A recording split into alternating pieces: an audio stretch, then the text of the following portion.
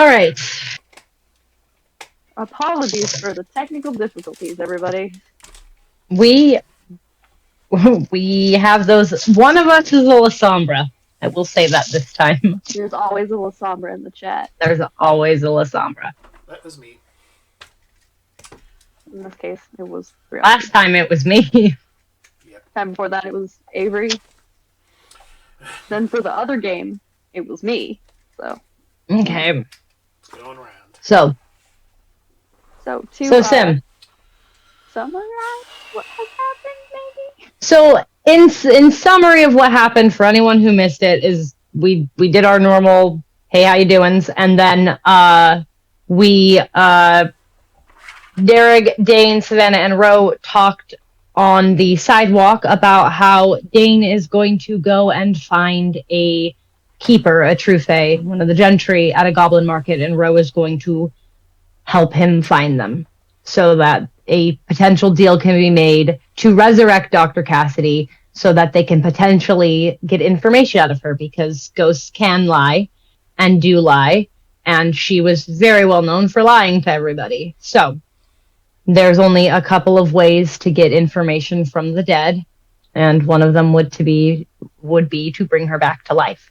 So Dain is currently leaving with Ro after giving Savannah a goodbye kiss, and Sim has just emerged from Spindle Clutch's hollow to the rest of the group, witnessing Ro locating a gate.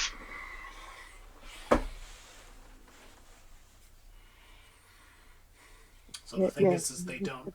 So a quick question for the ST. They obviously don't. They obviously don't keep the heart with them. They keep the heart in a safe place in their hollow. They wouldn't necessarily carry the heart around with them. Did you actually drop it off? Because I think you haven't returned to your own hollow since been given that heart. Derek's bag, if I remember right. Yeah, you have. Okay. You guys haven't gone back, so you should have it on you. Okay. Yeah. All right.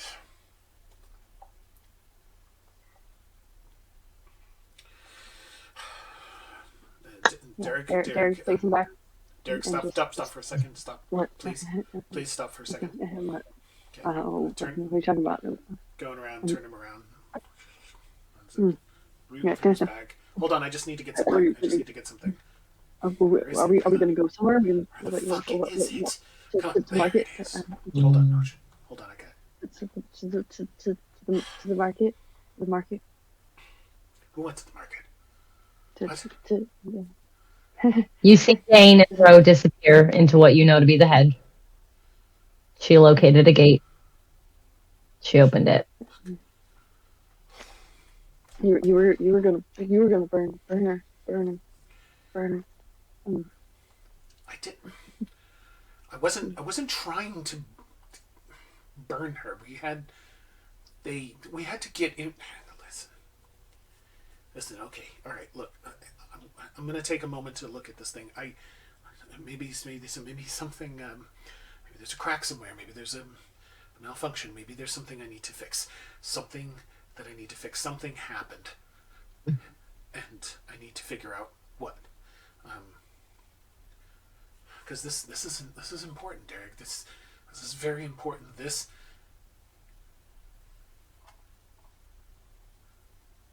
What's up? Yeah, no, Derek's back to pacing, but nope. Sorry. Nope. Oh shit. Okay. Sim is going to look very closely at the heart, wrapped in rags. Unwrap it. Look very closely to make sure that there's nothing awry with it. There is nothing awry with the heart. It is encased in this little glass jar. It's beating.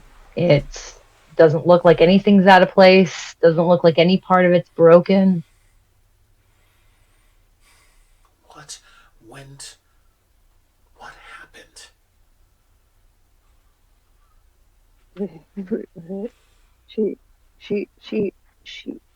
She hated us. She hates us. She hates us. She hated us. She hated us.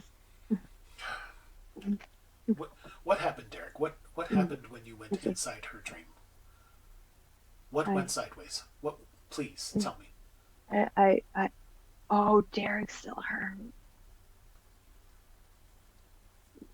So Derek will kind of lift up his shirt. And did it bruise the same way as the last time? Yeah. It did. You have a horse's hoof, a very large, like bigger than a Clydesdale hoof torso. Yeah. I didn't move fast enough this time. Like last time. But I think I can wager enough by that print. she hates us and they took her child. He took her child. Took her child and cut everything's cut. That's where she got the scar. Her face. Her face.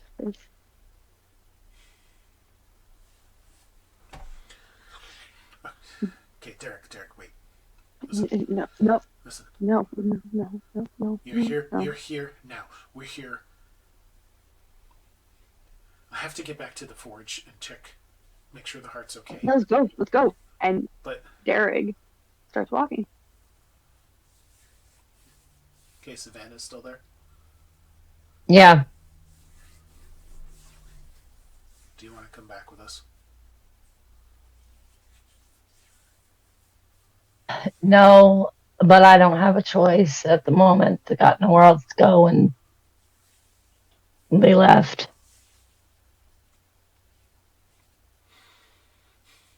She's crying.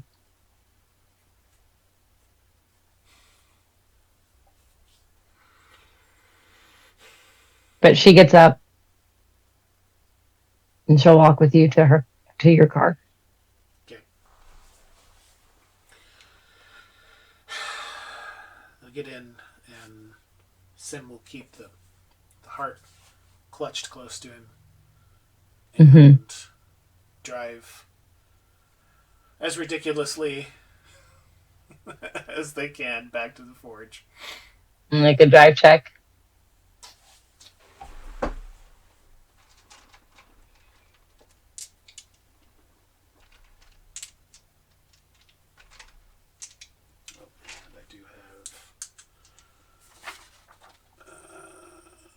Come on, baby driver, you can do it. You're gonna have to pick Derek up a couple streets down. That's fine. Savannah will just lean out and grab him. Great, good job. Yeah, pretty much. So we're going home. We're going home. We need to regroup and make a plan.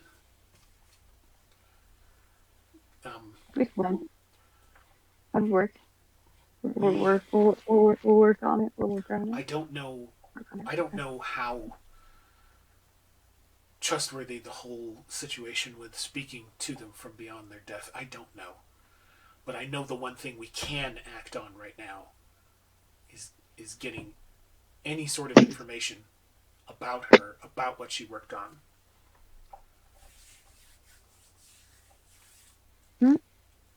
From the clinic. Yeah. From her house. The clinic, and she was a doctor. And they have degrees, right? They take degrees and they go to school. They go to her school. You check out her school to see when she graduated. Like, Derek just keeps going. Yeah. Sim is driving, going crazy, cutting corners, rolling through stops, all that fun shit. Gets back to the forge, and the first thing they do is make sure that the heart is secure in the hollow.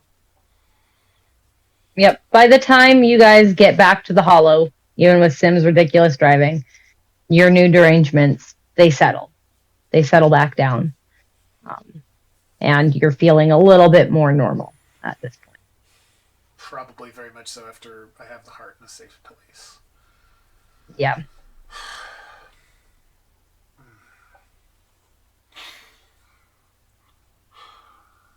Derek goes inside, heads Mm-hmm. to his room, and Mm-hmm. sits down on the rug. All right. He's gonna text Reed. All right. What do you text Reed? We did something bad.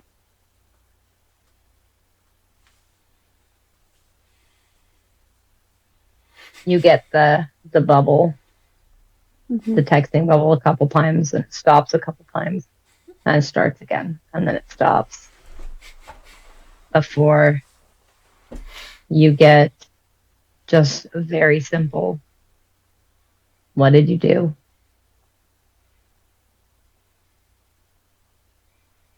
We went back to the clinic.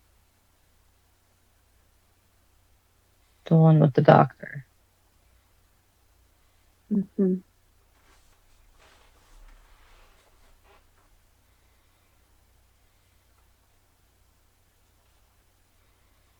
What happened? She died.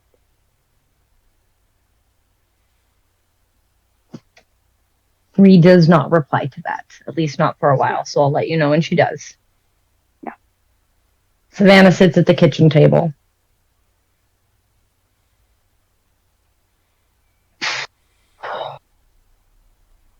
What is the plan now? What is the plan now? Sim was in the process of texting Nova and Reed as a group message. Yeah. Was on a job. Tried to ascertain Cassidy. Plan went sideways. Need to talk. Nova's reply is, "Are you safe?" For now, yes. Where and when? Is what you get back from her. Reed is texting Derek right now. Yep.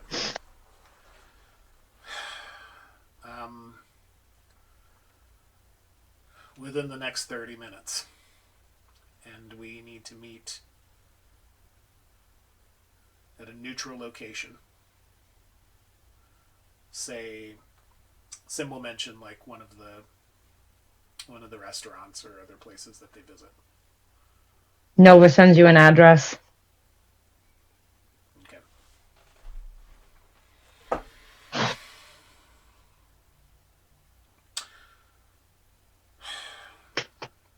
The plan now, Savannah, is seeing as we didn't count on what was going to happen, that indeed did happen.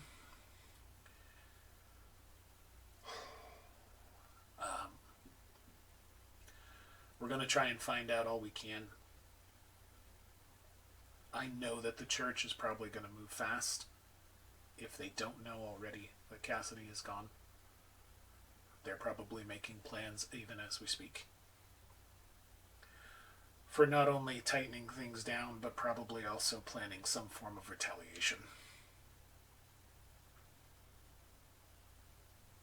This is not going to go unanswered. No. And we have to hurry. So.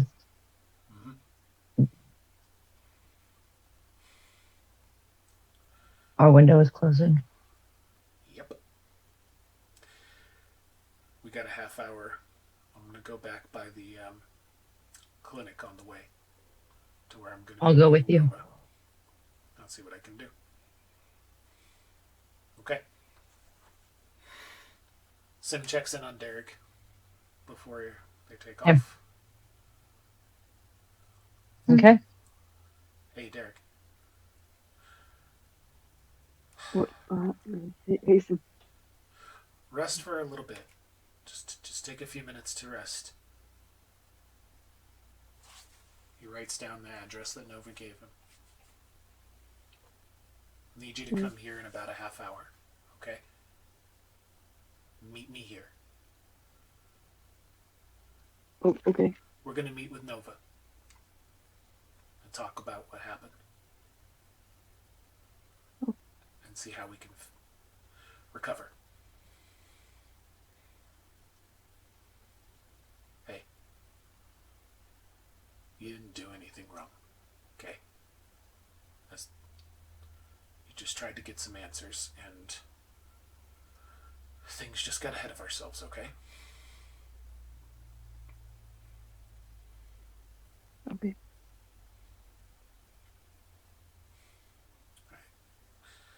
Okay, babe. Alright. Call me if you have any problems. Well, And then Sim and Savannah will take off to the Get clinic. in the car. Yep. All right, Dain. Ro has led you into the hedge. Now, you're familiar enough with the hedge. Its landscape is frequently changing. She has found a well-trod path that you are currently walking.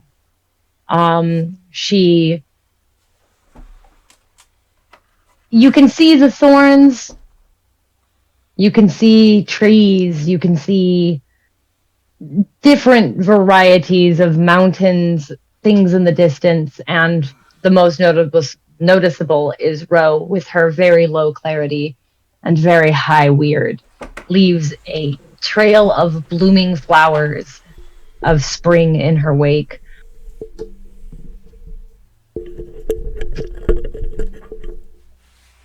Oh my goodness. You okay? That's making a lot of noise. Yeah, You're making a lot of noise there. 3LC, yeah. Sorry, I didn't realize it was being. I was just trying to move the microphone boom down a little bit. Got it. All right. So, Ro has your hand. You're walking along. It's 3:00 in the afternoon. The sun is still bright and shining, though it's relatively cold as it is still wintertime. But in California, it's almost always sunny, regardless of how cold the weather is. Do you say anything to Ro while you walk? Yeah, I do. And how are you feeling about all this, bro? I know you don't want to leave Savannah's side, and I'd hate to do this to you. So, once we get into this place, you get yourself out and go see her. You're I gonna don't need want a to way put to you get or back. her. I can find my own way back, don't worry about that.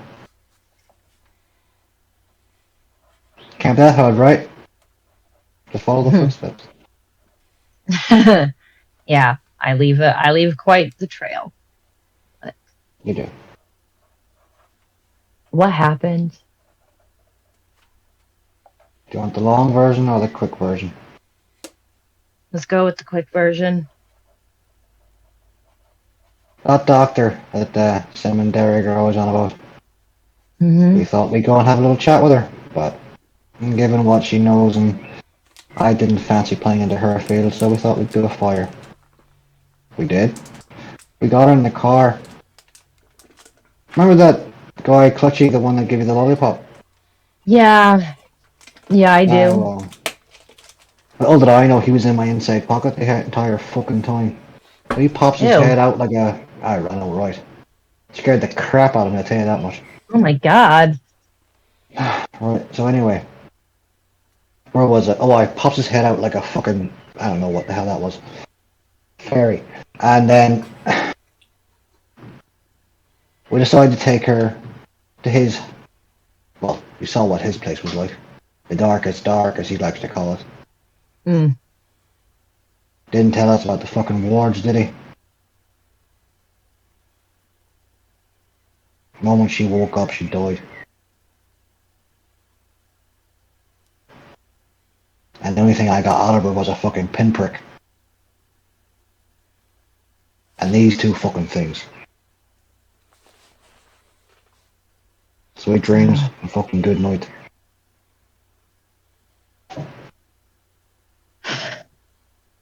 I don't know what the fuck happened, bro. I don't know why he didn't tell us about the fucking wards. We should have just took her to some car park. Probably. Then they went into her dreams and came out screaming about the wild hunt. That's why Sam was mad. That's why Savannah.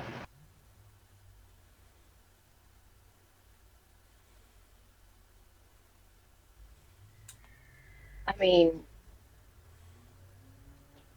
maybe, I hate to say this, but maybe in the future, don't trust them. What? Sam and Derek?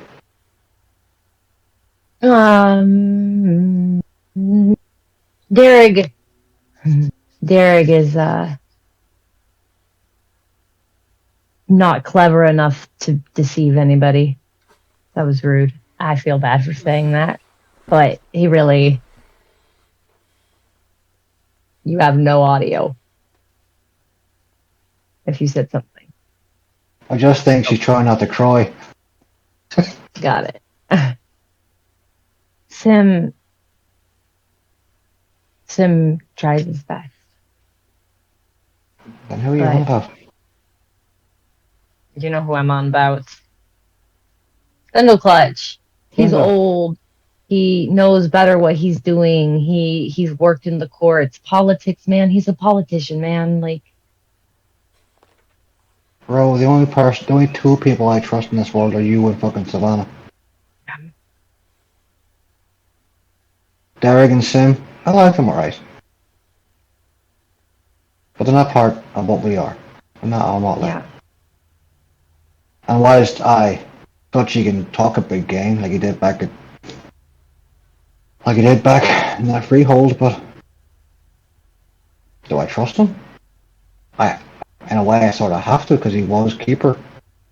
But in the same way I trust you two, no. Yeah. Maybe he's old and totally forgot about the whole fucking ward thing, but how the fuck do you forget wards of your own fucking hollow? And if you knew someone hated us that much, why would you bring them there? And again, maybe he didn't know how much she hated us. Because, well, he hasn't been around. He probably didn't hear what Derek and Sim had to say about her. I think that's entirely possible. You don't bring a fucking human into a hollow. No. I should have. It's as much my fault as anyone else's. I should have fucking realized that. I should have said no, but I didn't. But am I going to trust Spindle Clutch with fucking important information from now on? Fuck no. Derek and Sim? Probably. You two? Definitely. Yeah. He's a confused old man. But that's what happens when you're as old as dirt. Speaking of old as dirt. To tale as old as twine. Dirt has to rhyme. Beauty and the grub. Wow. It's better than the rhyme from earlier. I will give you that. I'll give you that much. So at least I'm trying. This much. Let's go ahead and introduce you real quick since you popped into the chat here.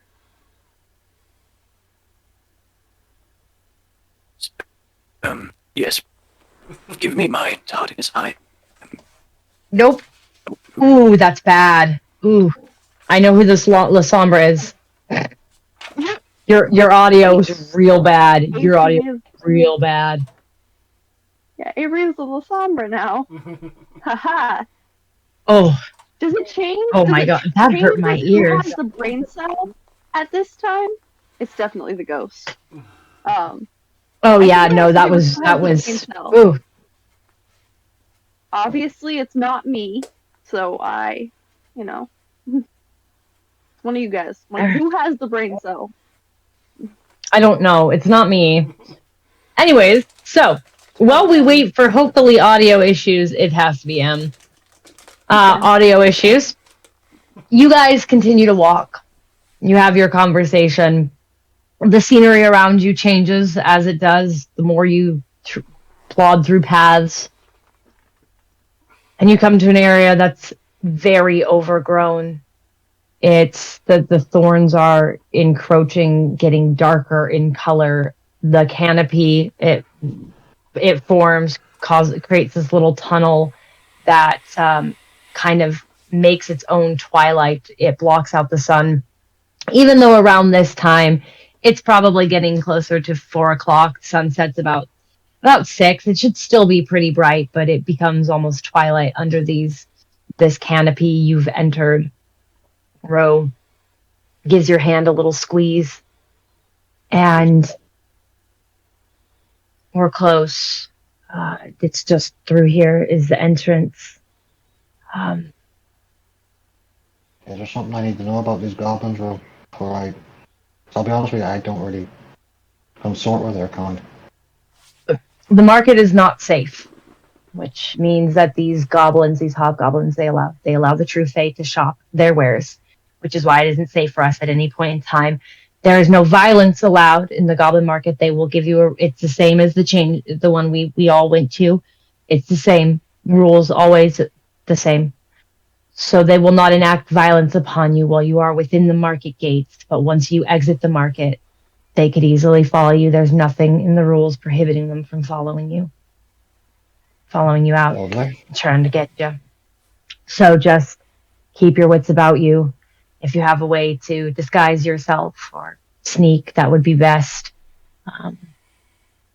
because they don't catch anyone's eye if you can help it. But the market,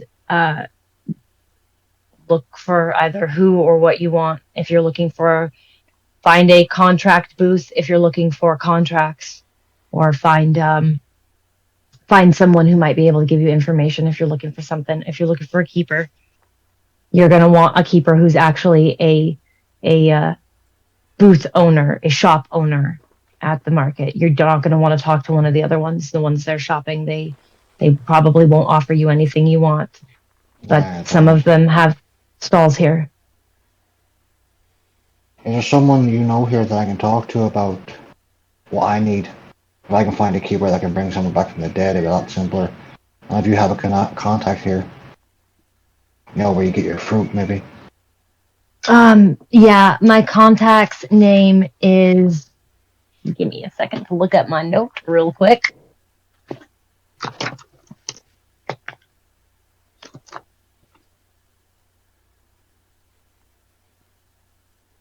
Sorry.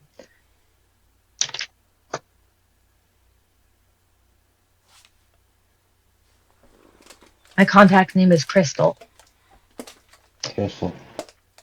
Crystal, yeah. She is a hobgoblin. Insect bee. She looks like a bee. A big wasp lady. Oh, fantastic. First the spiders, now a wasp. I like that. I know, sweetheart, I know. Alright. I want you to go back and find Savannah. Okay. Also, find out who the fuck Rosemary is.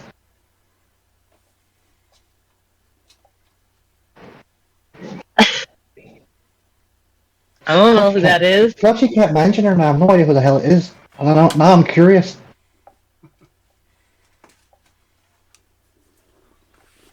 I don't know. My name's Ro. I know. That's why I'm asking you to find out who Rosemary is.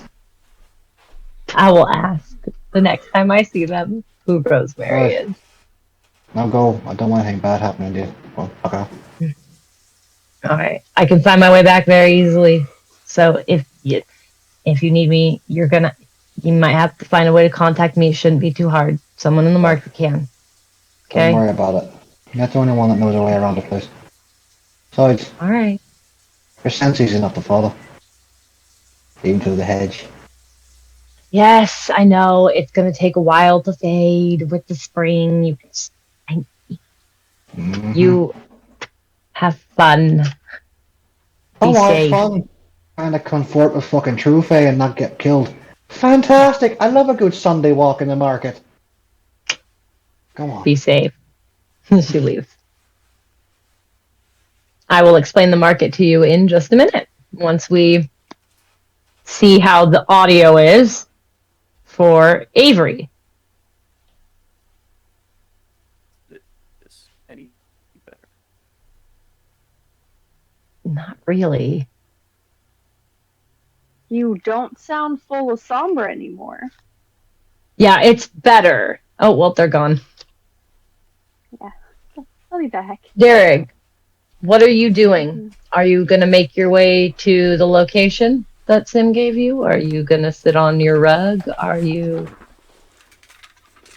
Derek was talking to Reed, and then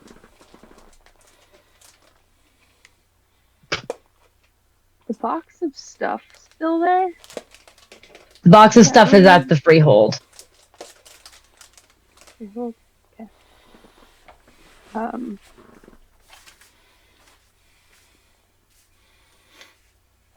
Derek's gonna take him to do what Sim asked him to do, but he's not gonna sleep. He just slept.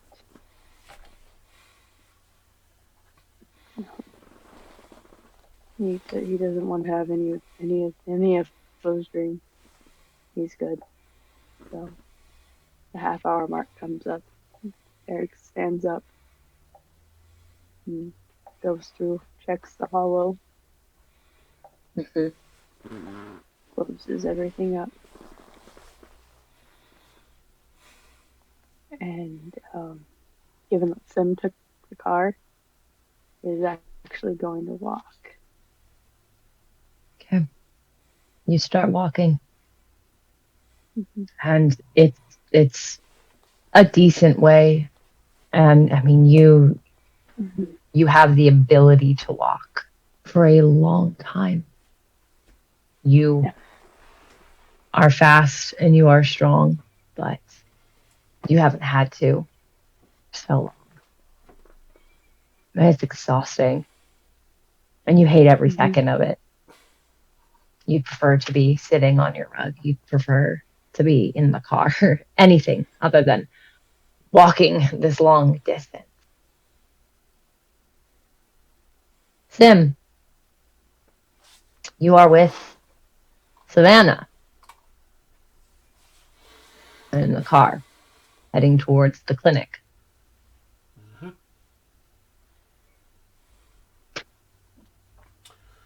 So, plan's going to be, I don't know,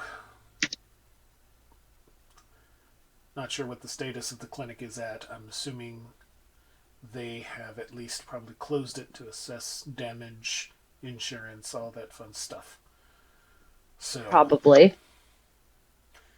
my hope is that at best they maybe have one, maybe two security posted, and everybody else is either gone home or been relocated as needed. Probably. I just want to get in, grab everything I can that's got Cassidy's name on it, and leave. All right.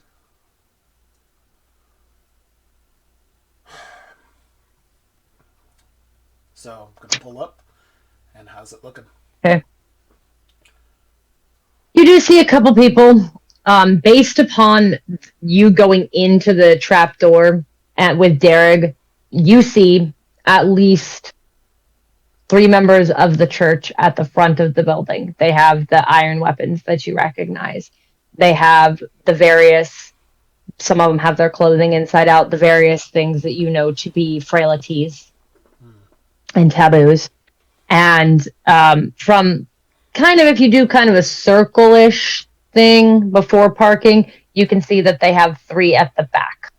You can see the charred remains of that one part of the building. It looks like you can't see all of the damage, but it looks like the room that Savannah burned was almost completely destroyed.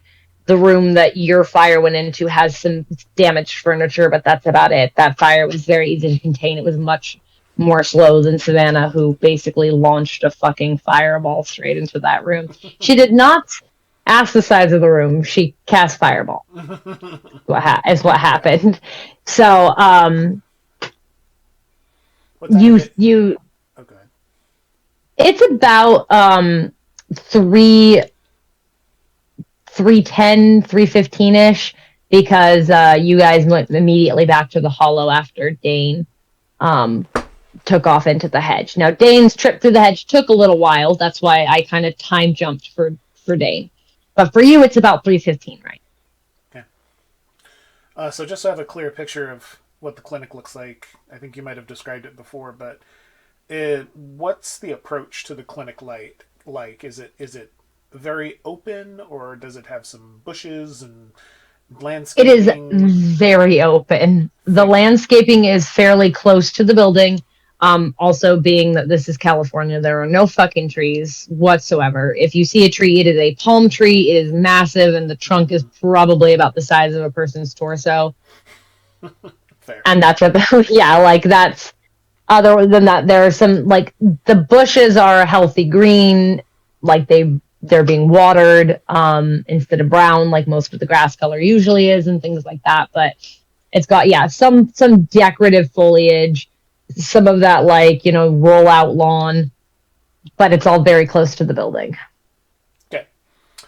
Is it a flat entrance, or are there steps up to either entrance? It's flat. Flat. Okay. Mm-hmm. Solid doors or glass doors? The front entrance has glass doors. Every other entrance has all that fire exit solid doors. Cool.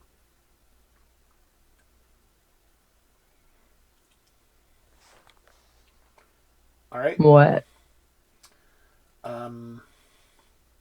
There's no way we're gonna not be noticed going up to this.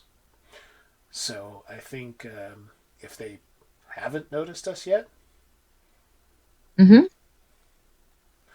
or if maybe they have and they're just playing it cool, Mm-hmm. I think we make a smash and grab. All right.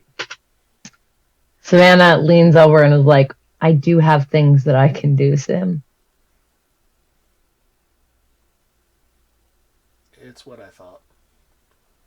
I mean, I have some things I can try as well, but mostly. Let me try first. Sure. Okay. Savannah gets out of the car. Okay. She turns to you and says, cover your ears. Walks forward. Sim plugs his ears. You see the guards getting ready to confront Savannah. Really tempted to try to just melt that iron onto their bodies.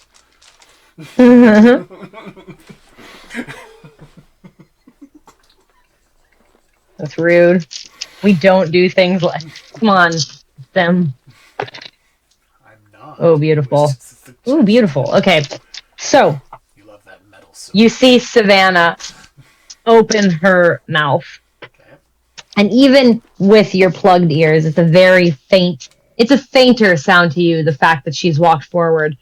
But you hear kind of what sounds like when Derek has his nightmares and lets out that shrieking, howling sound that's mixture of human and animal. Savannah sounds like that. And it's so loud. The windows of your car rattle. The windows of this building rattle as Savannah screams. And these people, these church members, they lock up. They completely freeze in place. And then she closes her mouth, and the sound, you can tell that it has died down. And these people are completely immobile.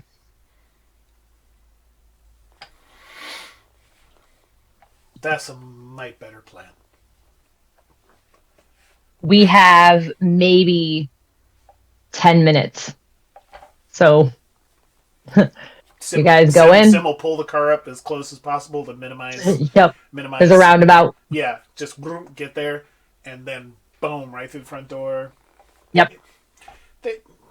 He's fucking Everybody inside the building. Yeah, everybody inside the building is. You can tell same thing. They're just the employees. There are no patients right now.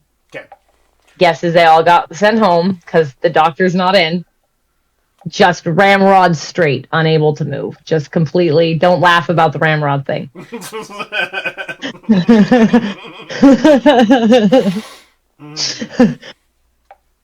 So okay. you do. Temporary venture condition. Go ahead. Go ahead and roll me. What's Sim's wits and awareness? His wits is 4 and his awareness is 3, and he has a specialty in concealed objects. All right, so go ahead and roll that with your specialty and add an extra dice for Savannah. Ooh, she's got good wits and awareness. Hell yeah. And she has a specialty in camouflage. She can identify things that are camouflaged. So go ahead and roll that. Yeah. Not only just grabbing like files and also copying over something. Mm-hmm. Fish up a flash drive and copy it. Yep. Laptops. Yep. Yep. Or if there's just laptops, grab them. Yeah. And figure it out later. Let's see. That'll be 1, 2, 3, 4, 5. 5. Yep. All right. You and Savannah in those 10 minutes. Sorry, grab. I forgot to add the 1 die for Savannah. Yep. That turns it into a crit. So 4, 5, 6, 7. 7. All right. Yeah. You and Savannah, man. Savannah can carry a lot. She's a strong lady. So you just start piling shit, and she's just like scooping it up. You guys get a good amount of.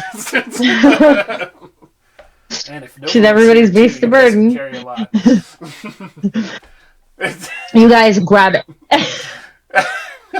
Hey, I said if Nova was here, she could carry a lot too. You guys grab a good amount of things: laptops, flash drives, binders full of doctor's notes, files, notebooks, appointment calendars, just whatever. You happen to find a couple things inside one of her drawers. Okay. That is definitely was kind of hidden, tucked under something. It's a little like almost like a journal. Mm-hmm. It was kind of tucked up under something. You find it all, and you guys, minute mark 9, are getting in the car. Real quick, I'm keeping an eye out for anything that we're picking up that looks like it gives or has information for Dr. Cassidy's home address. Yes. You like I said, there are a little bit of a couple address books and things like that potentially business card, like things that you might think. You find her purse, you find her phone. She did not have them on her when you nabbed her, so you do find those. And then at minute mark 9, you're piling back into your car. Yep. Peel out of the driveway. I'm scooching out of there and telling Savannah I'm rendezvousing with Nova. All right. So.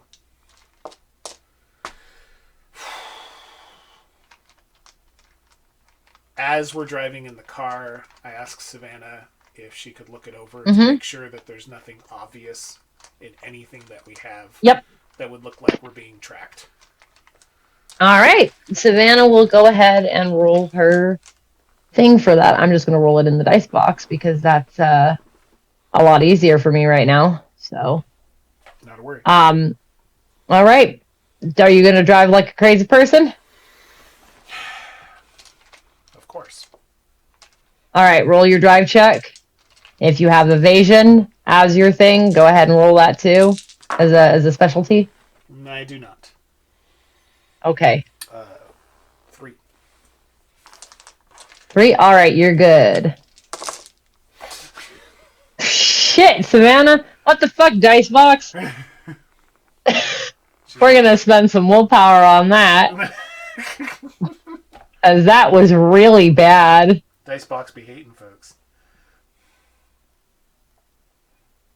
Oh my gosh. Yeah, it was not good. Okay, that's better. All right. Good for her. Good. All right. Fair. Oh, that was terrible, man. So yeah, she looks over and it doesn't look like there's any kind of tracking device. She can't find anything that looks like it's any kind of tracking. So you guys are probably good. Laptops are off so that if a GPS thing is on them, it's not going to kick on until you boot it up, kind of a thing, and all of that. So you are good until then. Yeah, we'll need to see a technical expert about those before we even Yep. begin Yep. to crack into those. All right. Let's try again and see if we're having some technical errors again. Let's try to get an introduction if we can, or at least a hey. Is this any better? Ish. That's the ish day. You're muted if you were, by the way, as It sounds scratchy. Is the best I can say. That it does. Scratchy It feedback. I sounds can like understand you. At least I can understand them. But yeah. Better? Hey, Better? Worse? Oh, that's way worse. I could understand you better before, so Alright. that was good. yeah. Mm-hmm. I think I figured it. Still decent. Yeah, no, it stopped being decent. It was really clear for like 3 words. That's a bummer. That's a bummer. Ow. They had to twist it? Wow. Technical difficulties. So sorry. I'm sorry. Yeah. It literally almost sounds like a loose wire or something not. It connected to does. wires. It really does. We apologise in Um, advance, but we wouldn't be the Figment yes. Collective without technical difficulties. Yeah, So they're calling it for the night. So oh, I'm sorry. I'm very Do sorry. we want to take a brief intermission or a break or something real quick? yeah, we can do that. Okay, guys, You we'll be want? back We- in. we- M's popping in. Em's about to pop in? Yeah, let's do M's 5 minutes. All right, let's do send 5 minutes and then we can. Yep. All right. You gonna pop some Brief music in? 5 minutes. Yeah, me now. Can we have Mike do that? Sure. Yeah, I got it. Thank you. No worries. Okay, and remember. Thank you for growing with us Yes. on this channel while we learn things and educate ourselves on how to be professional.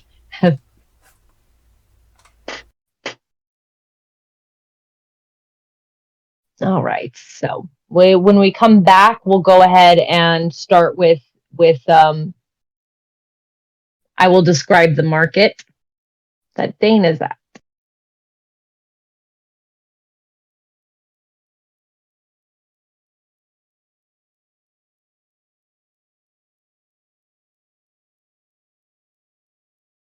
Yeah.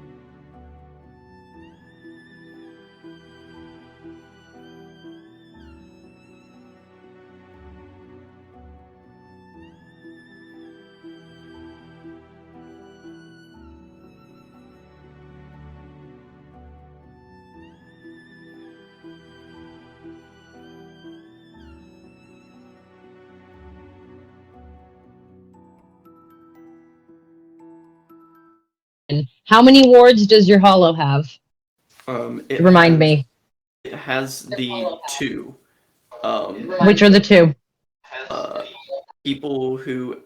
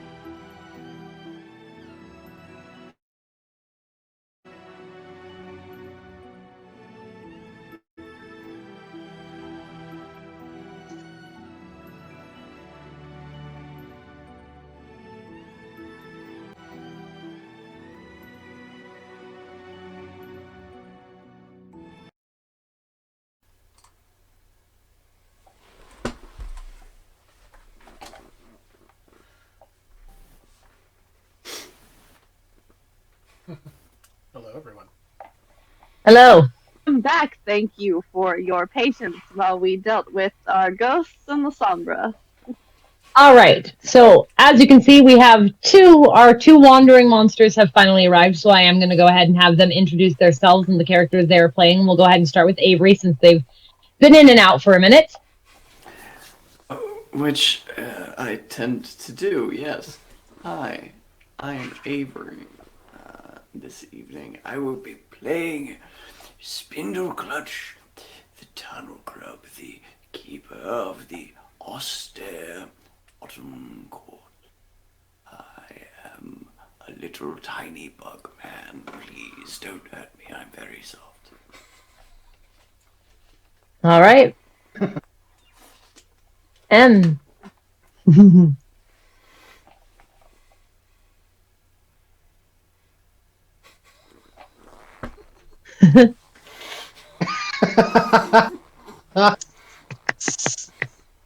Beautiful. If you can't read it, hi, I'm playing Zara, our water elemental who does not want to talk for a while.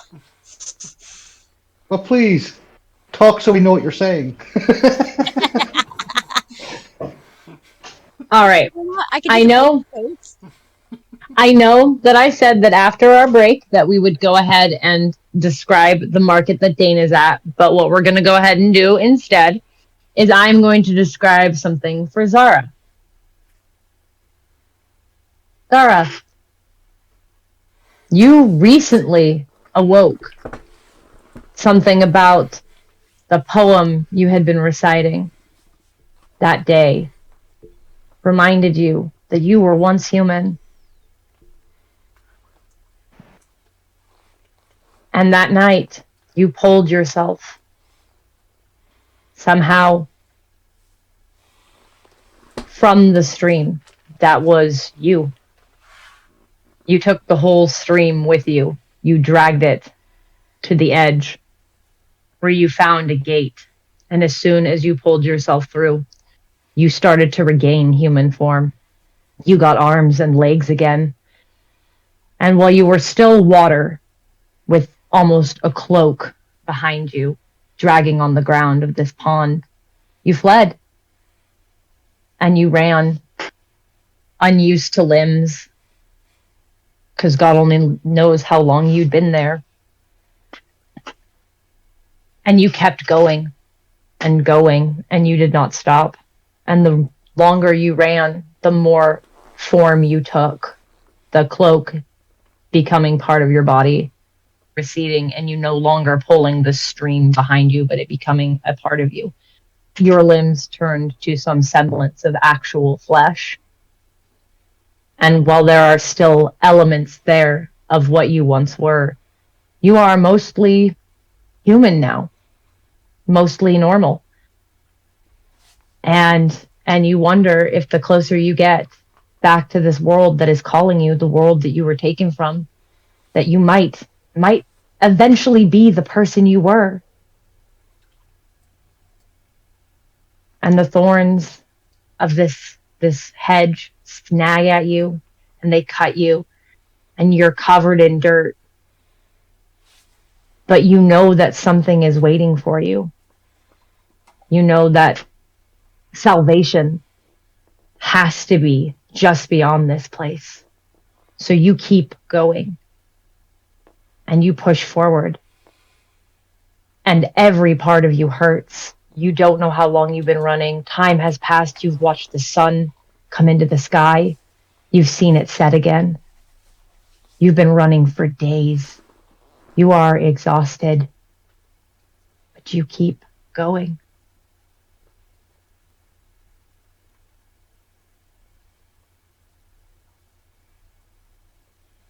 All right.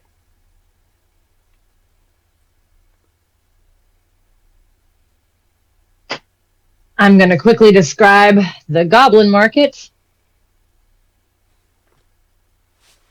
So, as you go through the tunnel of leaves, you come to an entrance. There's a sign on the top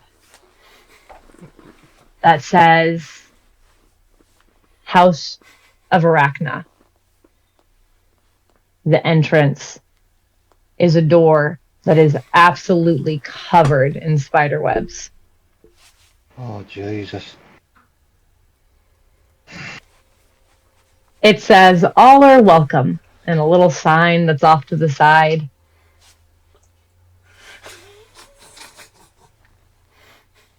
And you That's open inviting. the door.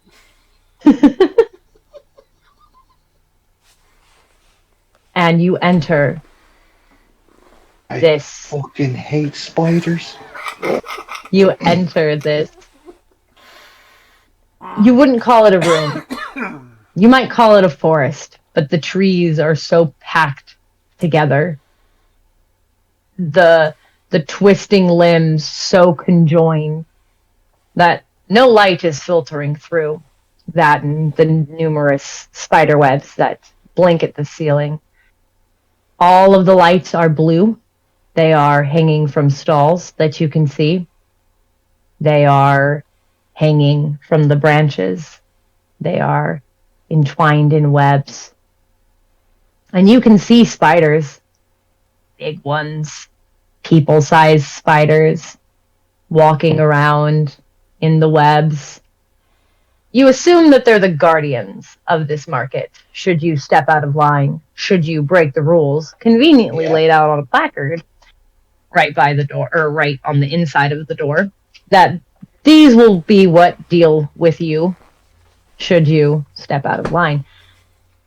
And this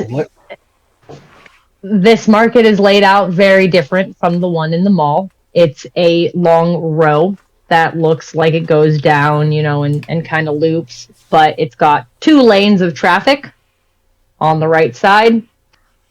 People are heading in. On the left side, people are heading out. It seems that everyone knows the kind of orderly fashion, even though there are clumps of people. The aisleway is big enough that you can veer off to a stall on whichever side and not be, bumping into people walking. You see random vendors of all kinds, and you see True Fae.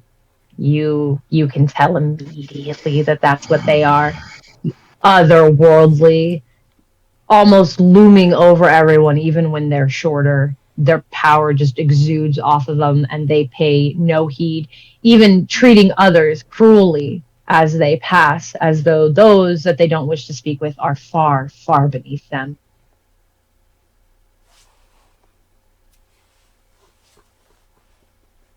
I'm here for a reason, I'm here for a reason, I'm here for a reason, I'm here for a reason, I'm here for a reason, I'm here for a reason.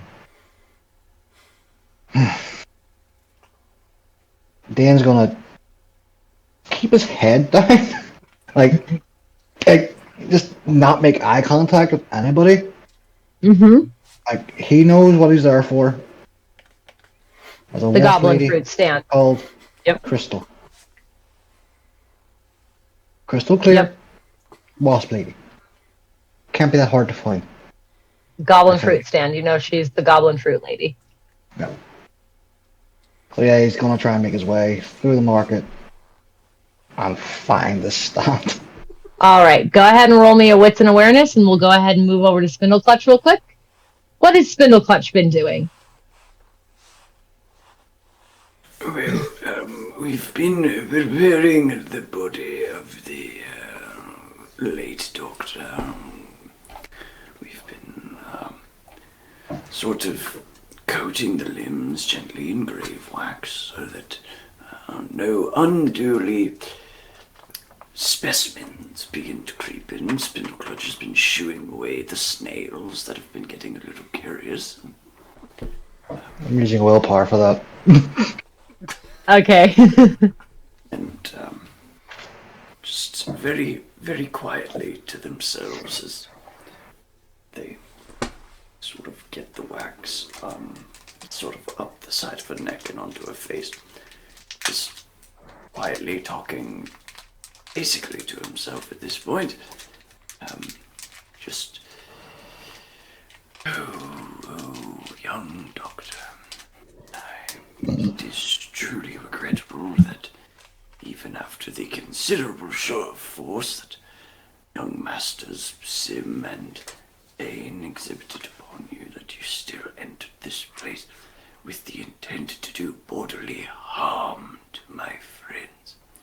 It is an unfortunate bit of business, but I want you to know you've chosen poorly.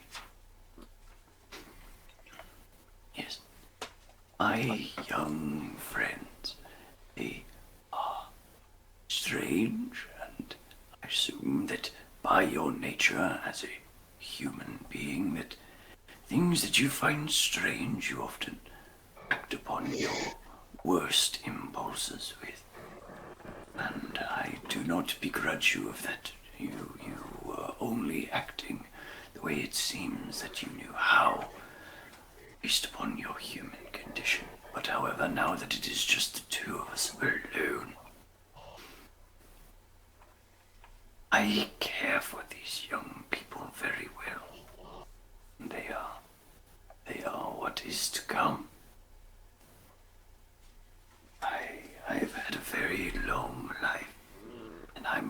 to allow these young folks to take me on my last great adventure. I'm quite tickled at the idea of having another adventure. It has been a very long time since these old rubber bones have gotten out of a hole. But I will say this. Well, it's just the two of us. Because only you can keep a secret because you're dead.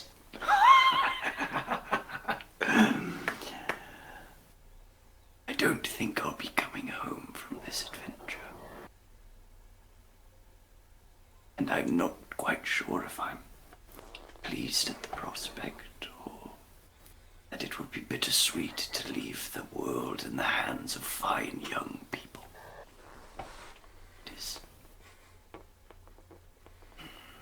It is one of the great challenges of growing old, after all, confronting the ego and allowing those who still are young with hearts full of fire and ideals to forge the world ahead of them. There's only one thing I regret in this moment.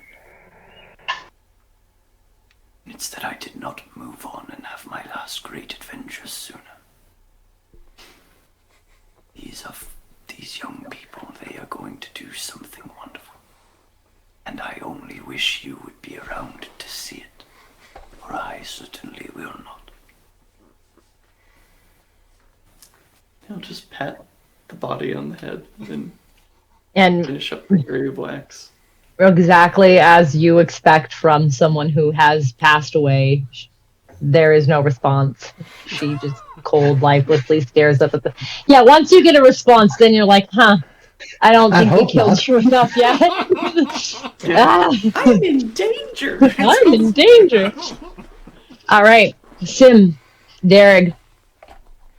Well, Spindle Clutch finishes up the waxing of the body, preparing her for whatever last rites or whatever fate may await her.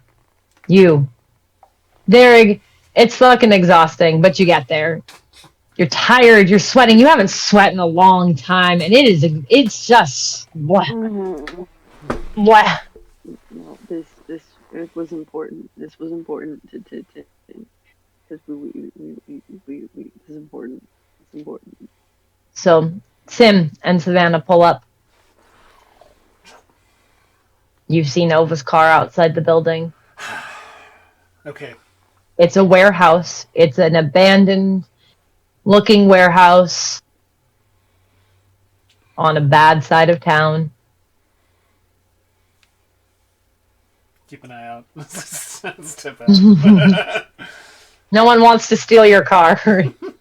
No one wants to steal our broke ass car. It's fine. It's a Honda. It's a Honda, right? Is it Civic or Accord? Yeah. That is a category which car that's actually very much stolen. The only thing still about us. But anyway, so Derek isn't there yet. No, you see Derek, like, you pull up as Derek is huffing and puffing, sweating. First thing Sim's gonna say is, I thought you were gonna take the bus. Well, I needed to. Okay, yeah, no worries. Hey, come on in. Nova's, I think, inside. So, hey, listen. Some good news. Come check this out. Sim's gonna bring Derek over to the car and point inside in the back seat and pop the trunk and got all this stuff from the clinic. You went back there? Yep. Why didn't you take me with you? What if something had happened? What? We just got out of there, Sim. I brought Savannah with me. I played it. She waves. I played it cool. Hey, Savannah. Hey, listen, I didn't want you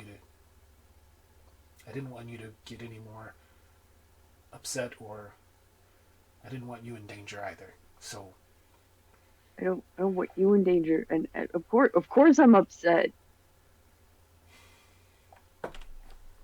I'm gonna stop being upset.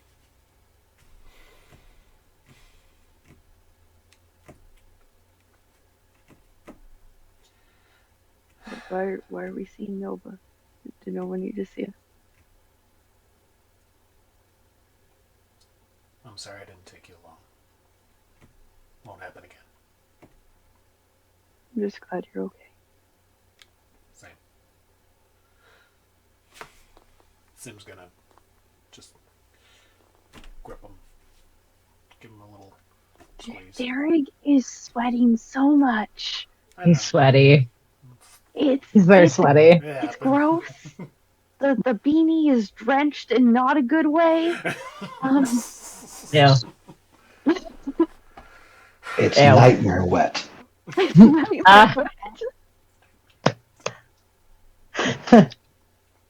Nightmare wet. We need dream wet, not nightmare wet. Yep.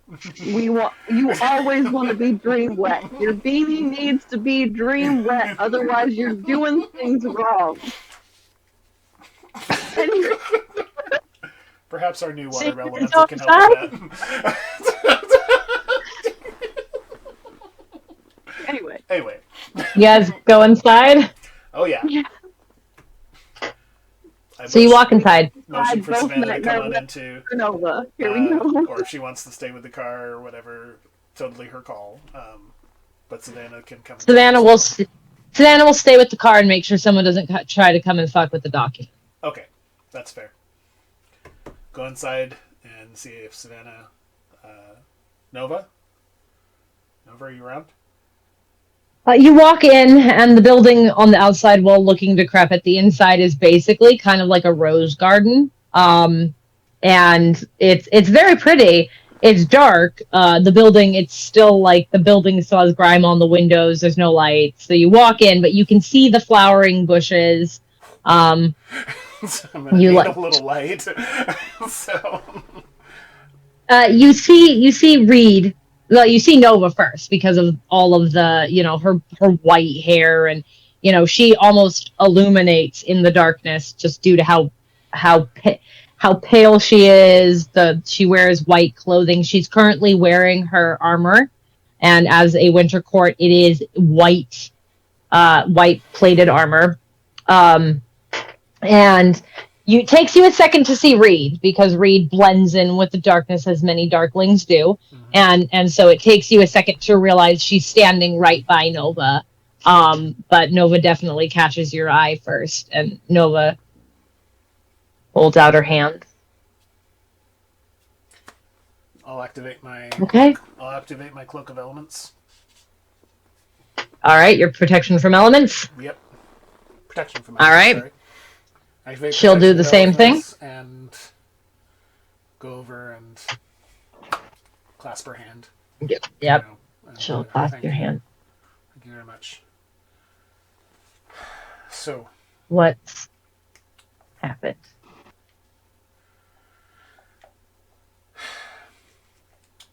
In a nutshell. You kidnapped Dr. Cassidy. We kidnapped Dr. Cassidy with the intent of interrogating her. Unfortunately, completely unperceived. We had no intention. We had no intention of killing her. I thought you said you were gonna burn her. That was in a moment of frustration, Eric. Boss, bye-bye. So, just trying to get the situation straight. You're good. But we had no intention of killing her, but unfortunately, we were going to interrogate, Dain was going to question her, and then we were going to take that information and detain her until we could contact you. That was the original plan. Against better judgment, they were brought to one of the members of the Autumn Court's Hollow upon their suggestion. Unfortunately, we weren't aware that the Hollow was protected in such a manner as to... Nova rolls her eyes when you mention the Autumn Court. I know. We didn't ask any questions. Look, the Autumn Court tends to do things differently. They, more often than not, take the route of violence and death. Yeah. And we were caught up in such the success of our abduction that we should have asked more questions or maybe thought things through, and that didn't happen. So yeah, but I didn't intend for this to be the fate of Dr. Cassidy. We really were just trying to get ahead of things. He was an important member of the church. So that is a road, a path that's now lost. Mm-hmm. So Dain's gonna go to the market to bring her back. So we fixed it. Reed just... Excuse me? Sim will actually look surprised at that too. He's all like, what? I didn't know about this. What? Dain is going to do what exactly? I told you to the market. They're going to the market. What market? What market, Derek? Rose Market. One of Rose Market. One of, not the one you went to last time? Probably not. No, the other. Derek, these markets are incredibly dangerous, and the things you get there are illegal. Oh. Dain is in a lot of danger right now. Okay. We can call him. You would have to know how far into the hedge the market is. Technology stops working at some point. If it's one of the dangerous ones, they're deeper in. Mm-hmm. Because the True Fae visit them. Trying to remember everything Dain said. Dain didn't say much to you. Nope. Dain. And Ro didn't name the market until later. Yep. Dain just said, we need to find a True Fae. Rose said, I know a guy, and they took off. And Derek was in the middle of his little meltdown. That's the gist of it. That's just a bit. It's fine. Okay, Nova, Reed, I wasn't aware. True. One of them, Dain was one of them, and the market, and Ro, and the place with the... Well, at this point, all we can do is hope that they come back. Because Ro is probably the only one that can lead us to Dain at this point. If it's through the hedge, I could probably find it. No, Derek. These sort of markets, I assume. I don't. My faith in you is not what's in question. It is the danger behind it that no matter how good you are at finding it, you don't want to find it. I mean, how far does favored fate work? You have to be looking at somebody. You have to be looking at and focus on the person you want the favored fate to work on. I have an idea. Okay. For later. Okay. So we have to wait. We have to wait. Now here's the deal. We have a meeting with the other courts tomorrow, with the other freeholds, even the Bastion, the Courtless. Freehold will be attending the meeting because this affects all of us, and they would be pissed if we didn't invite them. And Dain, Savannah, and Ro have a meeting scheduled with Odo, the other of the four that originally arrived at the North Ward. We're going to try and arm ourselves to create a plan, at least find a way to better protect ourselves from the threat of the church. From the last time you warned us, they'd gone into lockdown from the hearts being stolen. So we are moving as quickly as we can, but if we need to make this meeting happen faster, we need you to let us know that. It should. I'll put a call out. If we probably as soon as possible. Reed nods. I'll make that as soon as we get back to Freehold. I'll make that call, and I'll let them know that time is running out.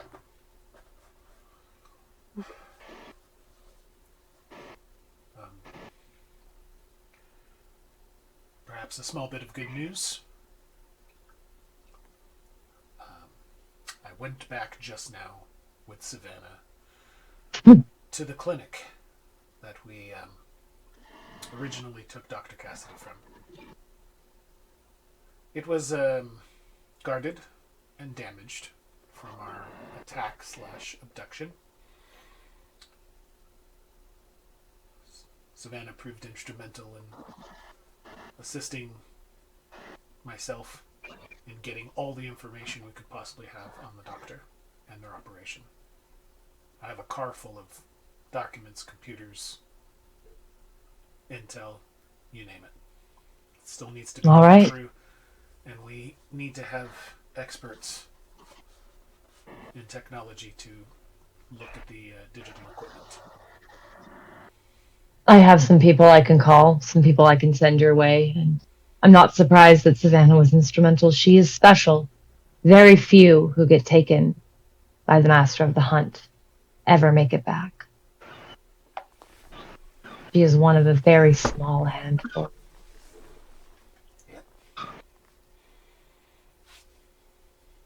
Does Derek look uncomfortable at the mention of that name?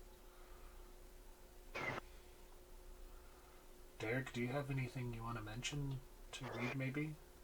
Or are you, or do you want to wait?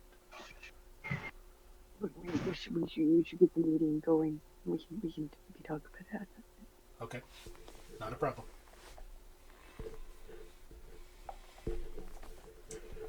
That's all we got, and Okay. For what it's worth, I'm sorry about what happened. Sorry for the way things turned out. We can be sorry for it later. Now we need to figure out how to fix it. And once we do, we can go from there. I'll send somebody over who can look at the technology. And I'm going to send Nova with you. Nova's going with you. And she's going to make sure that you make it back to your hollow okay. Understood. In case you're followed. Nova nods. Hands her keys over to Reed for her car because she drove. And if that's all, she's going to exit with you guys. Okay. Zara,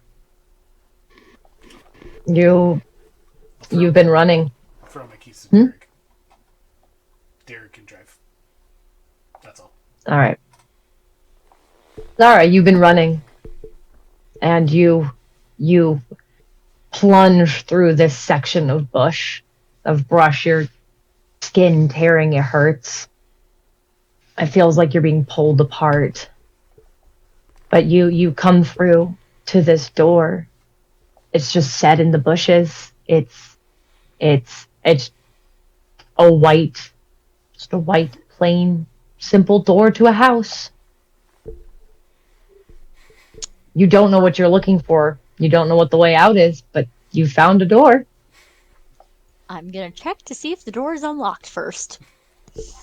You grab onto the handle, and surprisingly, it does turn. We're gonna open the door. You open the door. Sim, Derek, would you like to describe your hollow to Zara? One of you. Sure. Our hollow design is actually it's actually kind of a little on the crafty side. Like it has like little knickknacks and little things here and there that are kind of decorative but not overly done. Plus there's also a warm kind of homely theme overall to the hollow. It's kind of like the decorations tend to like hues of orange and red and kind of gives it like a fall autumn sort of look without being too in your face about it. There's also pictures of and little porcelain miniatures of dogs, like different dogs like poodles and corgis and different things like that on the windowsill and what have you. And it's kind of got like this almost like this log cabin type of feel. That's what you see when you start to explore. You would come to a room that's like the sitting room, kind of almost. That's got the huge fire pit in it. And there's a rug next to it. There are about 5 cameras pointed directly at this rug. Derek, your rug cam pings.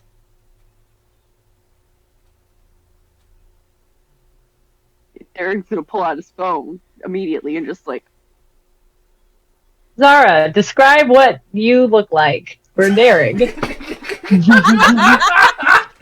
who the fuck is at my rug? She's really small, like 5 foot tall, like really tiny. Very, very bright blue hair. Neon, like the beacons are lit blue.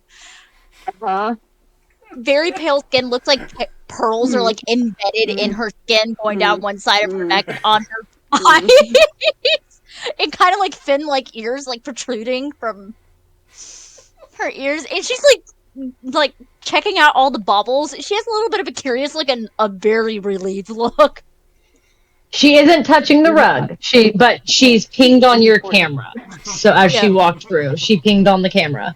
One of them. What's going on? Someone's in the house. Someone's in the hollow. What? Oh. Who's in the hollow? Someone's in the hollow. She did shut the door and lock it. She did shut the door. You shut the door and lock it. Savannah or Ro left that unlocked, by the way. Of course. There. Okay. Do you need me to drive, or are you alright? Okay, you cut out during that part, so I have no idea what you said. Do you need me to drive? Nope. Derry is getting in the car. Like, seatbelt. We are booking it. This is Spindle Clutch driving, where this is an emergency. You're good. Roll a drive check. Zara, what are you doing while you walk through? You're just looking at the baubles. Yeah, she's checking out the dogs. Checking out the dogs While they're driving and one making that looks the like Derek did. Yeah, and then you'll eventually find yourself to. There's an additional room. Looks like a guest room. A couple of beds, done up a little bit more plainly, like little knickknacks here and there. You eventually come to a kitchen. You'll also see two spiders in like an aquarium. Yep. Oh, I'm gonna snoop through the fridge. Oh yeah, the spiders in the aquarium. Oh, you're so hungry. It looks like a it looks like the spiders in the aquarium, or the aquarium looks like it has this like day-night cycle thing that it goes through. So Yeah. and then Yep. and then you come to the kitchen. The kitchen's got a very, very rustic, large wooden table with several chairs. Typical sink, microwave, stove kind of layout. You see some dishes still in there that look like they're deep dish casserole type dishes that look like they had remnants of every single type of breakfast food you could possibly think of.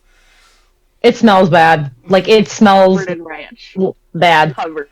Yeah, Covered in ranch. It's like rinsed out a little bit, but kind of soaking because everything got just put in it. But you go into the fridge. There's lots of Ooh. ranch bottles in the door. All sorts of. If you poke through the pantry, you find all sorts of Bisquick or Crusties, sorts of mix, and like, and you find bacon and Eggs, sausage bacon, and eggs and stuff to jam. make. There's fruit. Stew and some fruit. There's fruit and tea and bread and There's goblin fruit in there, actually. There is. You find some. there goblin is. fruit. Oh no, she doesn't know what goblin fruit is. She hasn't seen goblin fruit. They're different looking fruit. You've never seen a fruit like it before. You're pretty sure it's a fruit. It might be a fruit. No, she was just looking for stuff for her sandwich. I guess there's no sandwich Yep. fruit in the house. No, there's bread. There's lots of bread and bread. lettuce, Oh yeah, there's different veg bread. peanut butter, jelly. Yeah. There's that sort of Oh, stuff. she's gonna make herself a peanut butter and jelly. So if she could There's find honey. There's a lot of honey. she's Honey. gonna make a peanut butter jelly sandwich, and then she's just gonna wander while eating the sandwich and try to find something for a change of fucking clothes. There's one pantry. You would door- find. Oh, Yep. You would find Savannah and Ro. Ro's clothes are the only non-male clothes in the hollow. You would find, oh god, hoodies for Derek, hoodies and t-shirts and flannels, and Savannah's clothes are big.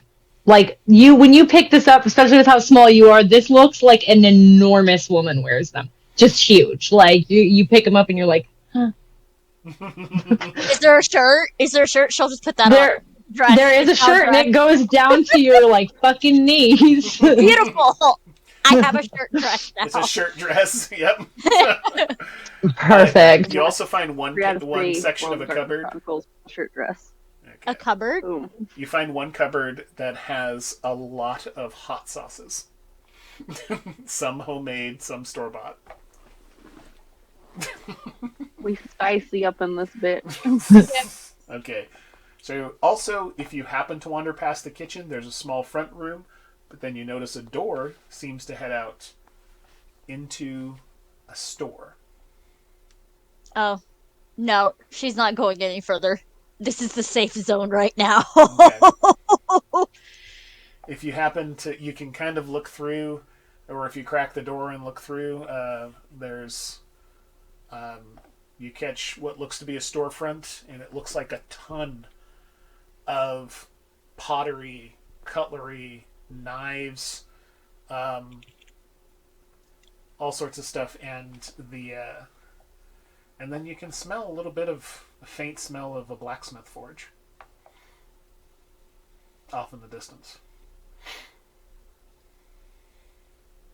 Munching on her little sandwich, wandering around, going back to look at the dogs. Going back to look at the dogs. Not to worry. Yeah. Derek pulls into the parking spot, gets out of the car, and doesn't rush because he already spent all that time, walking. He's very tired. Needs a nap. He's not even tired. It's I just know. so much effort. Nightmare Wet is not the place to be right now. And, makes his way into the hollow. All right. If you're happen to be watching or hearing footsteps, you hear people coming in, and We're gonna hide behind the kitchen counter. We're gonna hide behind the kitchen counter. all right. Okay. I imagine you'd probably have to roll a dexterity and stealth. and stealth. So Yeah, Derek doesn't even care that there's someone in the house. He cares, but more importantly, he checks on the rug first. yeah, if Okay. you're Okay. Sorry. Sorry about that. So, Dex and I know Stealth that. for Zara. And we're going to move back to Dain while you hide. Yep. Dain, what was your roll? I know it was a while ago. Apologies. 3. 3. Head down. You start walking. Wasp lady. You get about halfway through the market, and boy, you've seen some things you really wish you hadn't. It's not nice here. There are people, there are humans, there are hobgoblins, there are changeling, and you're just like, oh god. And it makes you mad, but you contain it. And you get to you spot it. It says goblin fruit over the top. You see the wasp woman that is probably named Crystal, and you beeline for it. Mm-hmm. She's organizing something, setting something up. She doesn't have a lot of customers at the moment, so the stall is relatively empty. There's like one person perusing. She's probably already helped or whatever.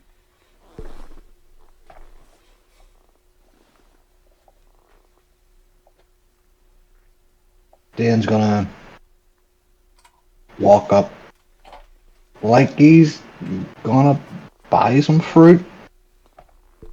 All right. Hello.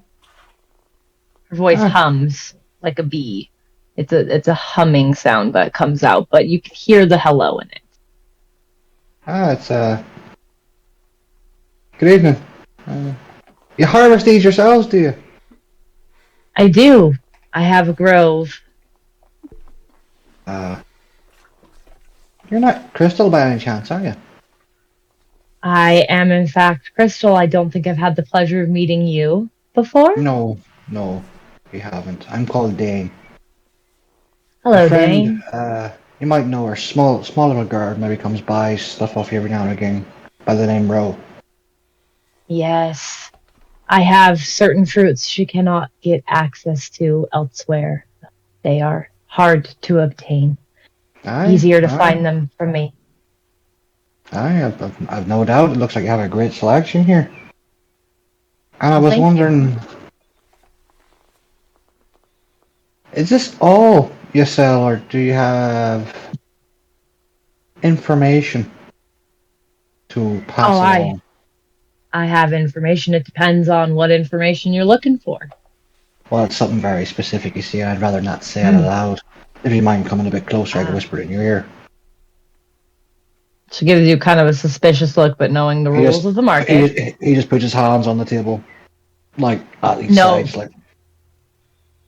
Knowing the rules of the market, she does lean forward till she's very close. You wouldn't happen to know of True Fae or some of the ilk that can bring the dead back to life, even for a short amount of time? You're going to be looking for the seamstress. Well, that sounds awfully foreboding and fancy. Foreboding, yes. I don't know about fancy. While he's talking, he is keeping his voice down. He ain't saying this stuff loud. Well, Seamstress. You're in luck. The seamstress actually. She's not behind me, is she? No. Her storefront like is that. here. Her storefront is here.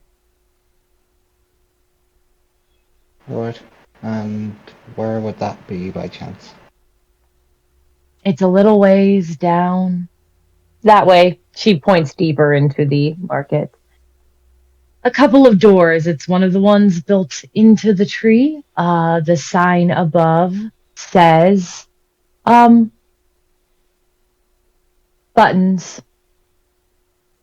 Buttons.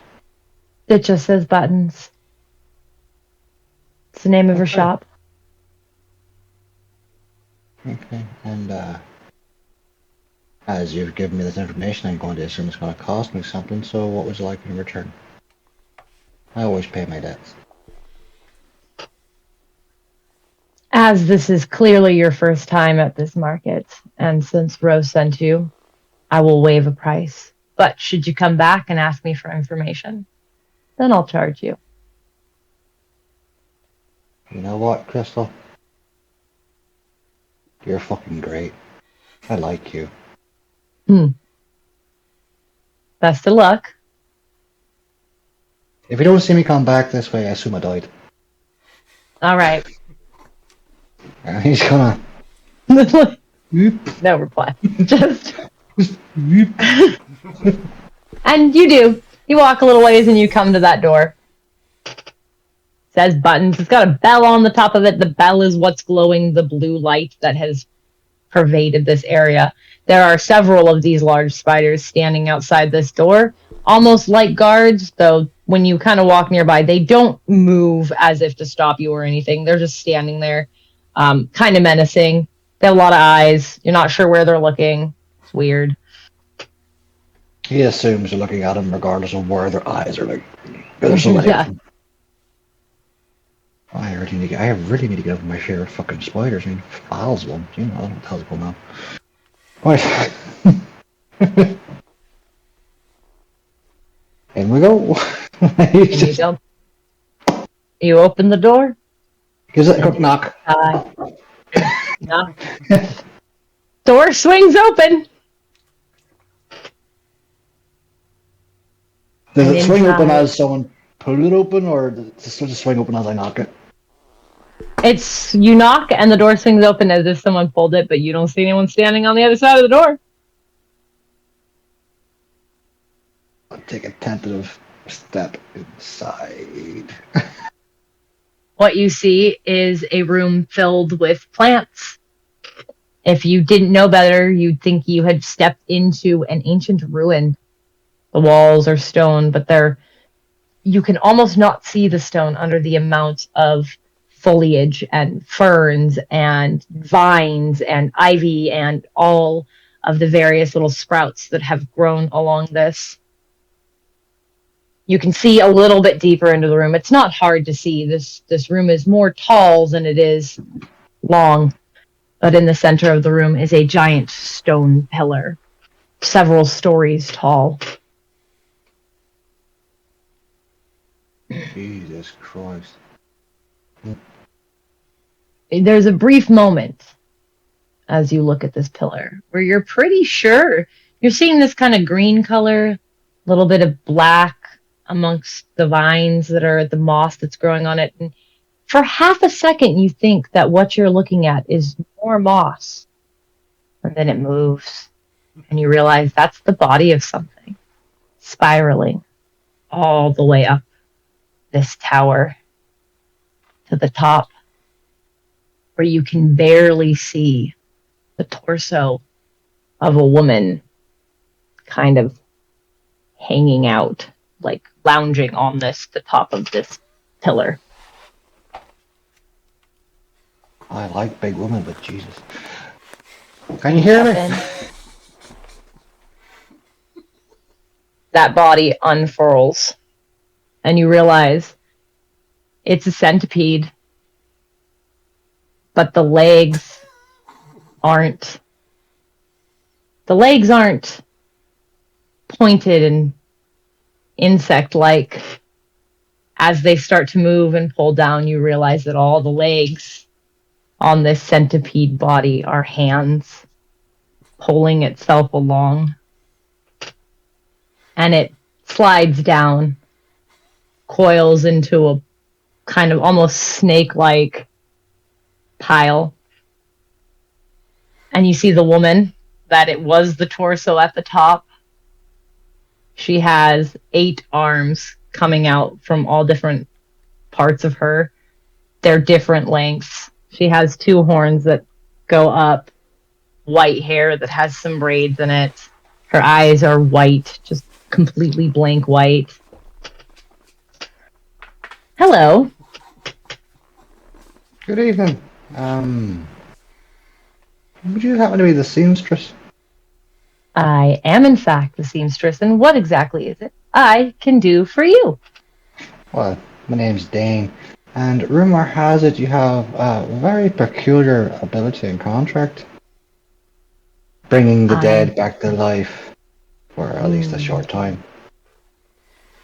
I absolutely can do that. Your Dane's trying to maintain eye contact. He's not trying to back down. He's not trying to show his neck. He's not trying to show fear. Yep. Even though his back She- is just like. Kind of just moves like this. She's looking at you. And let's say I need someone rather important brought back. Not important to me, but important in general. For even a short amount of time. Just so I can ask a few questions. Would you be able to facilitate that for me? For a price, of course. There's always price. But Always yes, a price. I absolutely can do that. As well within my powers and my purview. Important how? Because if I bring somebody back, let's say, that is well known to the public, that might cause you more problems than you think you're getting into. So, I'm fair warning. Well, I don't think she's a soap opera star or someone famous, but she's important to a certain group of individuals that's trying to kill us all. And I'd like to get information from her before, she killed us all. I mean, I guess that seems like a honorable reason to be doing something. Well, seamstress, when I mention kill us all, I mean everyone on this plane. In the hedge. I would say let them try. But you haven't had much dealings with the humans, have you? No, I don't. I don't really deal with living people. I don't blame you. However, you're aware of a nuclear bomb, yes? I mean, I know of it, of that mortal concept, yes. And what would you do if I told you that a certain group of individuals have a bomb much like that is able to kill us all with a civil explosion all across the world? I would say that sounds like a mortal problem, as unless this bomb has the same way of manipulating Arcadia as the True Fae, then there's not much they could do if they end up there. Well, who knows? Regardless, I'd rather stop it just in case. Again, very honorable. Oh, that's the last thing I am, darling. How long has this individual been dead? Because let me tell you, it's really not pretty to have to bring back someone who's been dead for quite a while, and they have to have flesh on them. That is, in fact, a requirement. Well, I'd say, what time is it now? Hour and a half? Oh, the fresher the better. It was a bit of an accident. Well, I think it was an accident. I'm not 100% sure. Well, I mean, I will call this a happy accident. Aye. For me. I mean, yeah. The woman was a bitch. And, if you bring her back, you can then take her body, because I really don't give a fuck what happens to her. Oh, I get to keep her. And her soul, if that's what you want. Well, that is my price. So if it wasn't going to be her, it was going to be somebody else, but I'll take her. You can take her body on her soul. I really couldn't care less. After all, like I said, she's trying to kill us all, and I haven't got time for that. Ah, yes. I love those that think they're better. It'll be fun to break her. Oh. Well, I'm glad we can come to an arrangement. However, And I do all wish of to her talk to fingers, all of them on every hand do this. However, I do wish to talk to her beforehand, and I swear I will not put any harm upon her myself. Oh. That way, everything is yours to enjoy. As long as you don't damage the body too much, I can fix it because, of course, I am a seamstress, and it's Okay. not that hard to sew flesh back together, especially when you use other pieces. It's a crafting project, you see. We just have to see how damaged she is right now, and then how much of it needs to be fixed. Well, I can tell you she didn't die from any physical damage. Ooh, that's even better. All the flesh being intact. Hmm. As far as I'm aware, it was anyway. Well, sounds like she's going to make a lovely doll. So I am very excited, since you said I get to keep her, and that is Oh, my yes. price. When do you need me to come to you, or Well, would we you could like to bring leave her right here? now. Oh, if you'd like to, I can get us wherever you need us to be in the blink of an eye. I think it's better do it quickly and get it over and done with. All right. And she reaches out like 7 hands to you. Whilst he doesn't want to, he does. As he puts his hand out to grab hers, like he means to. And when you grab her hand, I'm sorry, she's super gross. A bunch of her hands close in around you. It's the weirdest hug you've ever gotten. What a strong grip you've got. And you feel this weird kind of shifting, and she's holding you uncomfortably close. And she surprisingly smells really good for someone who just talked about playing with the dead. You expected her to smell real bad. She doesn't. She smells like lilacs and roses and pine needles, and then you're in darkness for a little bit. And then you pop out on a city street. And while you still feel those hands around you, especially as she goes to set you down with the multiple hands placing you on the ground, you can tell that her glamour is working because nobody is screaming and running at the sight of this gigantic centipede woman with all her hands. She's touchy. She's really touchy with all of her hands. But you are on a city street.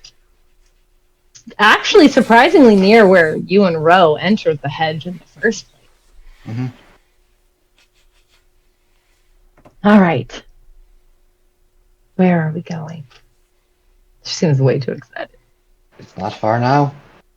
Follow me? All right. And he's gonna And she'll lead. Yeah. Yep, and she'll follow. It's the sound her hands make as they hit the ground is that like insect, when they get microphones really close to insects and they make those clicking. It sounds like the same, only it's like a whole ass hand hitting the ground making that sound. Because she's dragging with the nasty little hand, because all her limbs are hands. I don't know why I made this. I'm so sorry. I know It's that. very handy.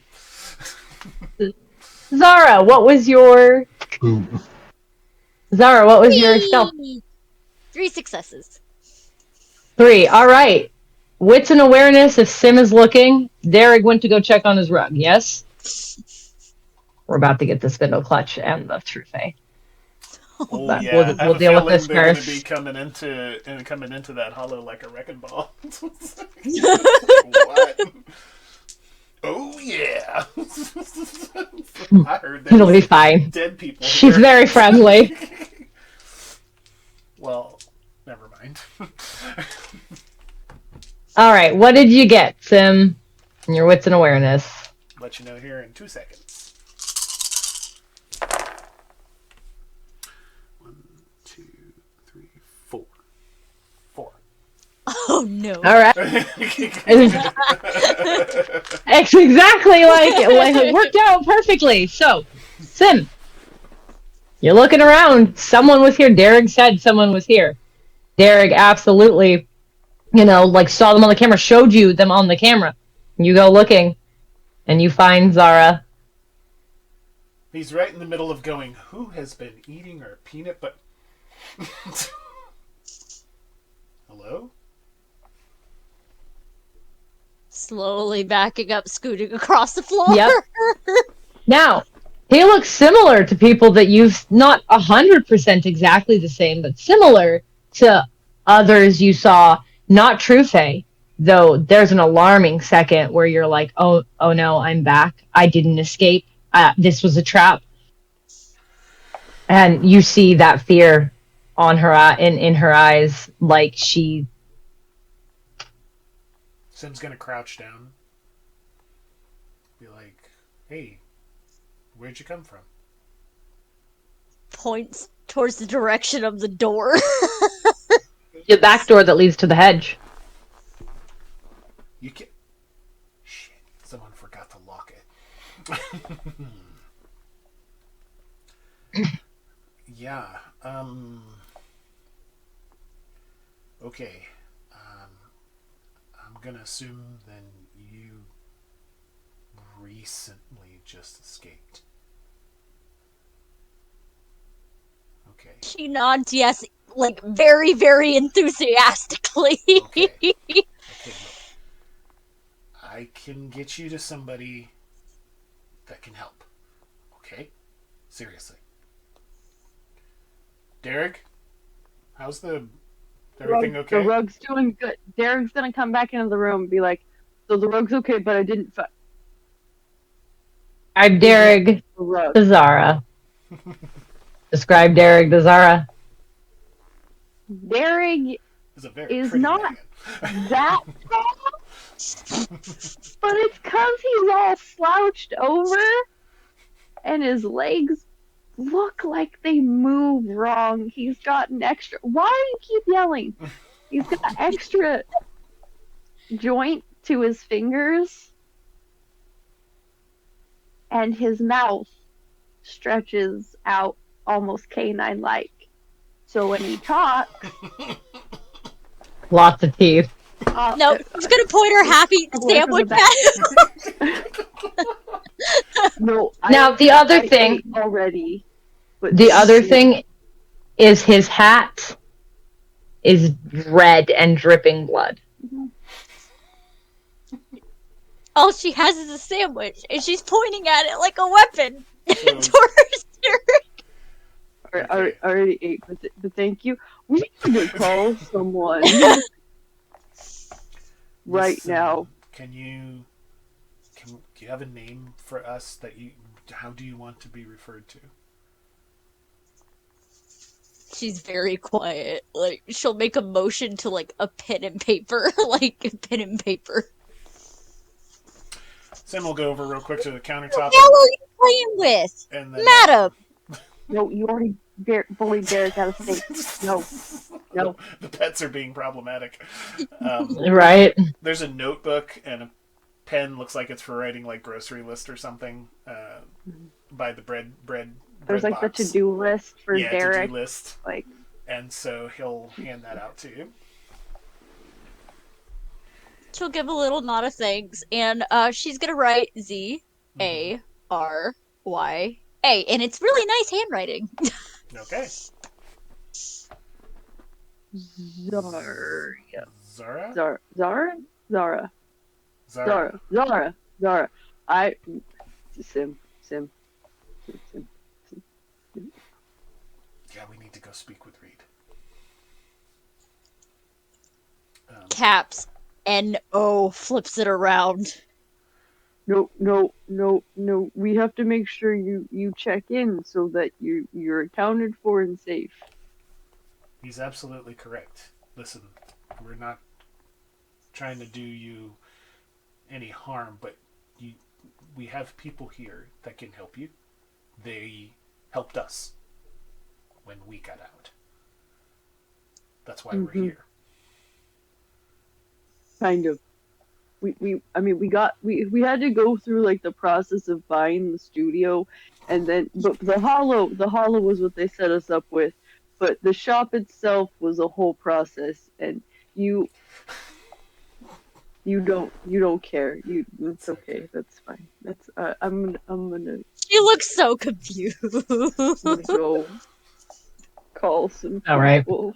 Sim will activate protection from elements and kind of gesture for them to come forward. Look, I'll take you myself. I'll take you to this wonderful woman named Reed. She's the one who keeps an accounting of us and makes sure that we can get the support that we need. Trust me, this happens to a lot of ones like us. Mm-hmm. And you're going to want and you're going to need this help. She writes, I won't be sent back. No. Oh. No. Very, very adamant. No. Yeah. We won't let that. We won't let the Sim, green no. happen. We won't let the green happen. We won't No. let the green happen. Mm. If you can come with me, I'll take you to her. She'll slowly scoot towards Sim. I'm gonna check to see if Dain made it back. Okay. We probably should check in with Spindle too.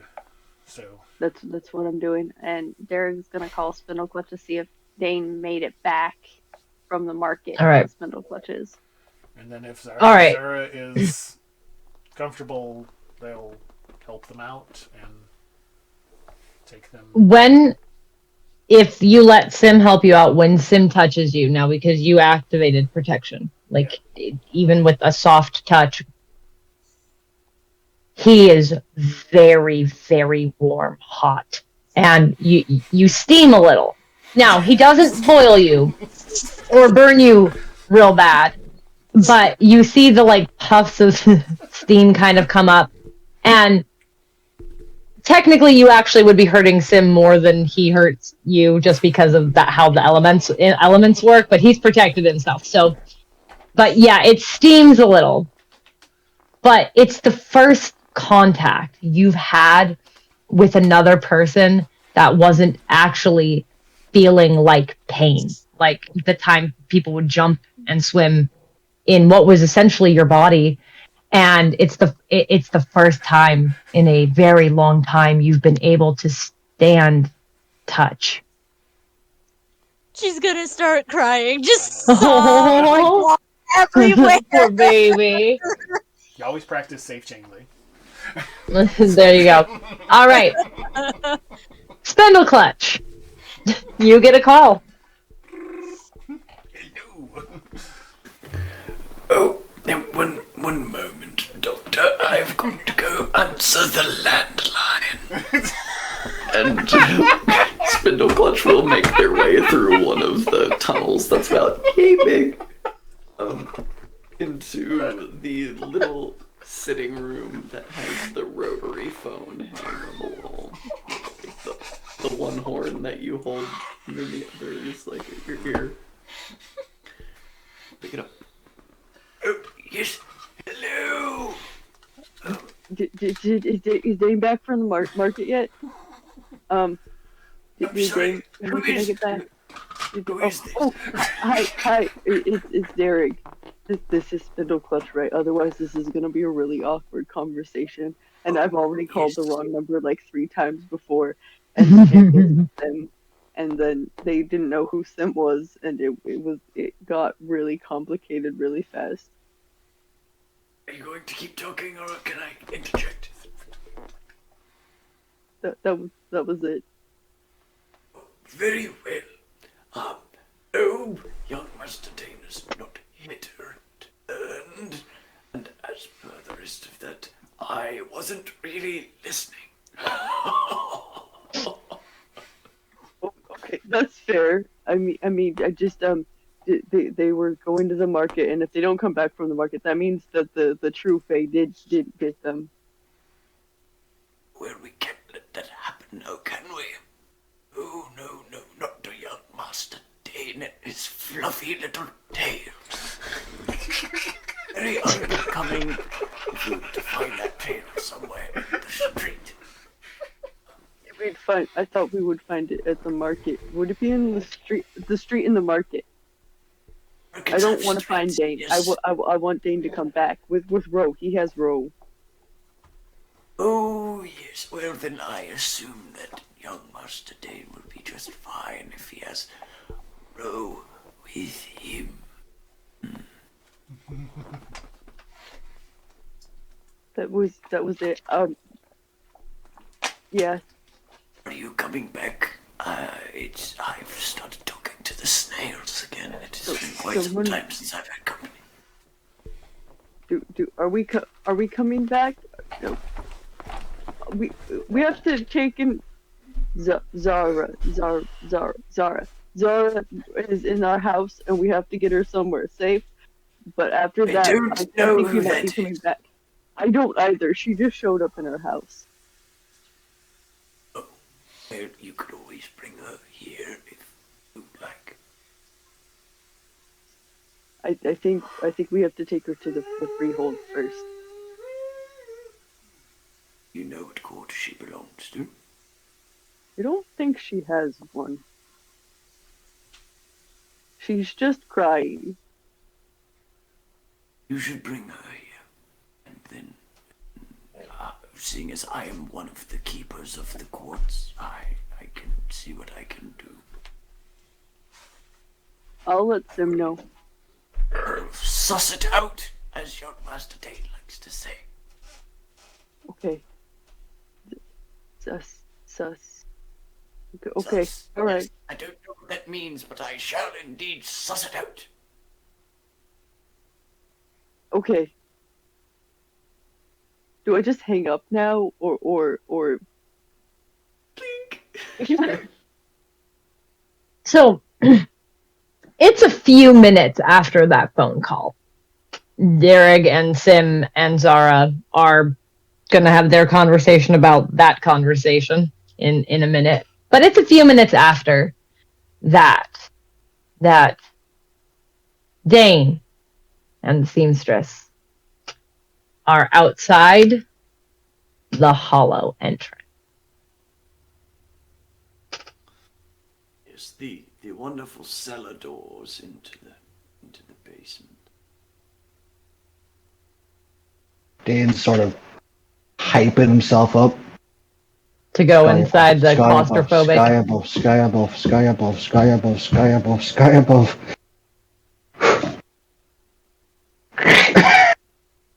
Open the doors. Oh I'm my. coming in, Clutchy! Got a guest! Oh, one moment, Master Dain. I'll meet you at the door. No need for you to be frightened.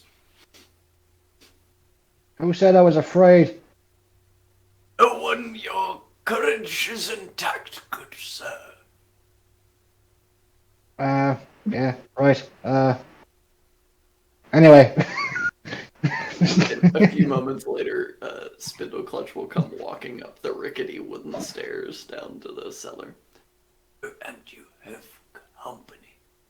And you see the woman that I described earlier. Spindle Clutch, the seamstress. Seamstresses often work with spindles. Isn't that a happy circumstance? It's certainly an interesting one. Perhaps we should conduct this business within the shop, so as that everyone would find a bit more comfort that way. Honestly, Spindle, I'd just rather get to the body and get this over with. Well, I can fetch it and bring it out here if you would like. Could you not just lower that ward that killed her? No, I cannot do that. Right. I may have made that ward, but I may have made it well enough that I don't know how to undo it. Fair enough. I just, as long as we have some kind of cover so we don't have just a dead body out in the middle of the street. I know that mortals frown on that kind of thing, but... Oh, no, I have a dumbwaiter that will bring it up into the shop. Oh, so it's like, are you folding her up, or is it like a dumbwaiter that's big enough for a full human body to be stretched out on? Because folding her up would be very inconvenient. I would. I've turned it into a bit of a manually operated elevator. This is not the first body that's come out of my cellar. That's not Anyway, No, it's I'll give it a shot. fascinating, isn't it? Yes, if you go round the corner, which is marked with the blue puffy original, dumbwaiter door is right there, and I will send her right up, and I will be alone shortly. Of course. She slithers off with her many hands around the Dain just building. And before walks Dain heads off, off. Spindle Clutch will like grab his arm. Where did you find that one? at a market. That You in love? I might be. I may be. Yes. Yes, I find myself stung by the wasp. Now, I It's a scented. get the body, and then I will make small talk with this fine young lady, and we will revivify the body so that it may be asked a question.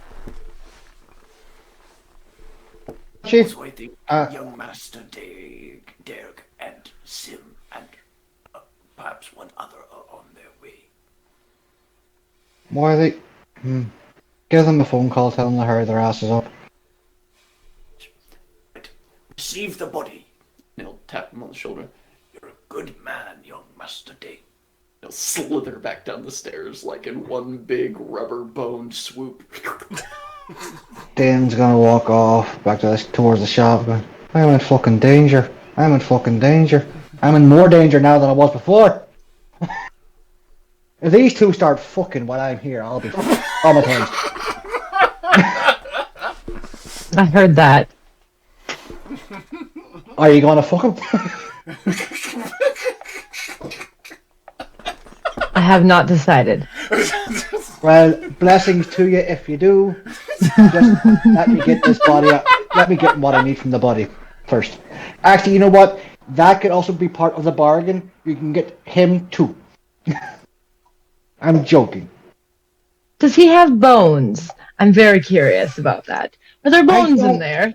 I'll be honest with you. I think it's only one bone you need, and he once flushed himself down a toilet, so I don't know if he has any bones. Ooh, He's very bendy. I could see that. Her fingers, all I of feel them. like I feel like I'm telling you too much. We'll stick to the No, original it's target. just the right amount. I mean, Jesus, I feel like I'm setting up Faye. Oh, let's do a TV show about me. matchmaker Dain. All right, there was a conversation Derek was going to have with Sim about potentially heading to Spindle Clutch's as Spindle Clutch prepares the body for liftoff. I mean, full body hand job, so there you go. Shut up. We're back on track. Anyway, so Sim, Ding's not back yet. Do you need anything? You're If you need to go check out what's happening with Dain, grab Spindle Savannah Clutch. if she wants, and then. But I'm gonna make sure Zara here gets to where she needs, where they need. Yeah. She'll make sheep. Okay. Spindle Clutch said that she could come and they would do that, but they're getting the body ready. But Dane's not back from the market, and then we might have to go find his tail. Oh shit. Okay. All right. Do you want to go meet with Spindle, and then I can swing by there after they get intro to Reed? Okay, That I works. can do that. Okay. You can take Yeah. Savannah if she wants to go too, but Savannah might have other stuff she wants to do. Now, Nova did come with you guys, and she did a quick check of your shop, Oh, that's and right. is kind of. She's standing outside right now. She didn't go into your hollow. She's standing outside right now to make sure that none of the church people followed. Okay, cool. So, Oh, actually, well, yeah. Let me see. Sure. Hold on. Hey, Zara. follow real quick? She'll get up. Okay, glide along out to the front and see that woman out there standing out front? That's Nova. She works with us, and she works with the people that are going to help you. So I'll step outside and I'll gesture to Nova, and I'll gesture, "Hi." This is your first time. These are your first steps back out into the actual mortal world once you leave that hollow. Since the last time you were there. She's gonna look around outside. And you see bushes and you see buildings and everything is normal and everything works the way it's supposed to. And you see people walking by and they look like people. And you're out in front of a craft supply shop and blacksmith that's called the Crimson Forge, as you see on the side. Nova looks at Zara. I can get her set up with Reed if you would like, if that's I was going to ask if you wouldn't mind. Yeah, not at all. You can take my car. Do you want to go with Nova's great? Nova and Savannah are great. They won't take you back either. They're gonna make sure you're safe. If you want. No, my job is to prevent that from ever happening to anybody at the Freehold. Mm-hmm. You okay? I'm a warrior. Yeah. She writes Sim come too? Question mark. Uh-oh. And then Dependence. I mean, that's what's happening at the other place, not here. We don't know what's happening over there yet, but it's about to get weird.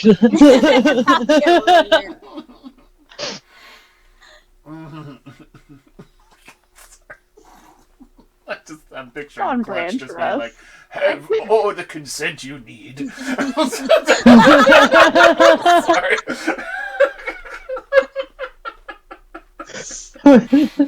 An interesting impression. Do we need that soundbite? Because I can do that soundbite right now. Oh my god. Remember, children, consent is all you need.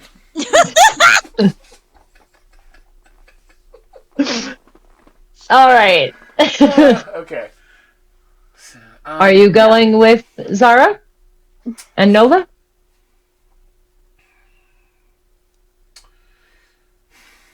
Just gonna grab his jacket if he's wearing a jacket. I'll let the dice decide. Okay.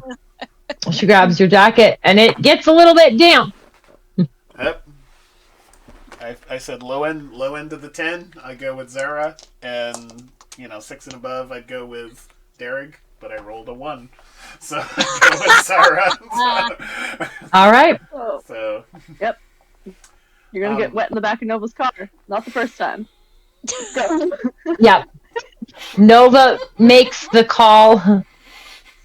All the elementals are going to be in a car together. It sounds like the starting of a bad joke because you're all going to hurt each other because fire gets put out by water, ice freezes water. It's like a bad game of rock, paper, scissors. Ice, fire, water.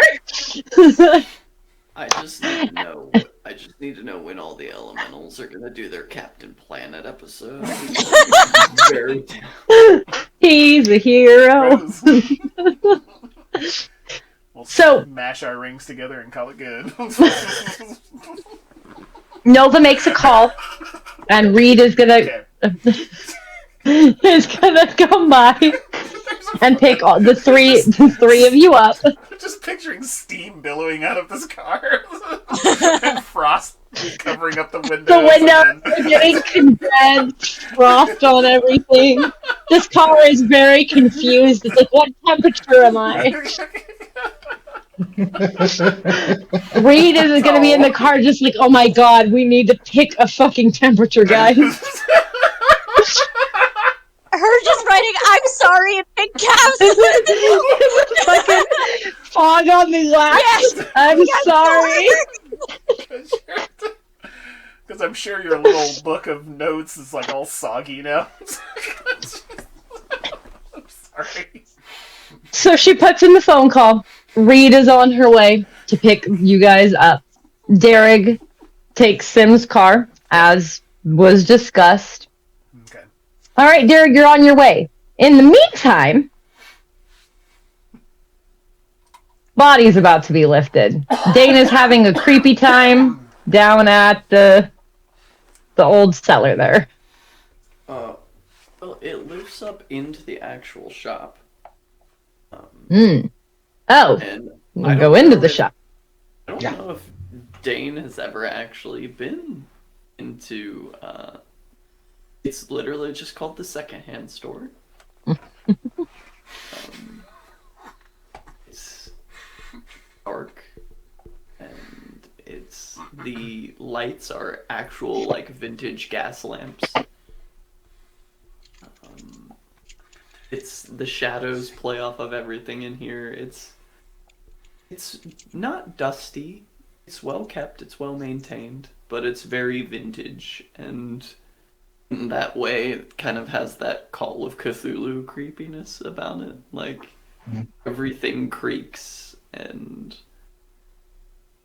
the shadows make it seem like things are moving all the time.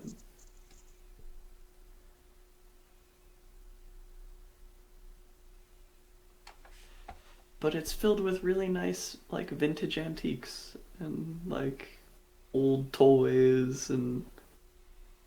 Like, it almost seems like it's split halfway between, like, antique enthusiasts and, like, children's toys. Dain finds this whole place incredibly creepy. Fucking darklings. He's thinking. He's not saying this out loud. He's thinking this. Okay.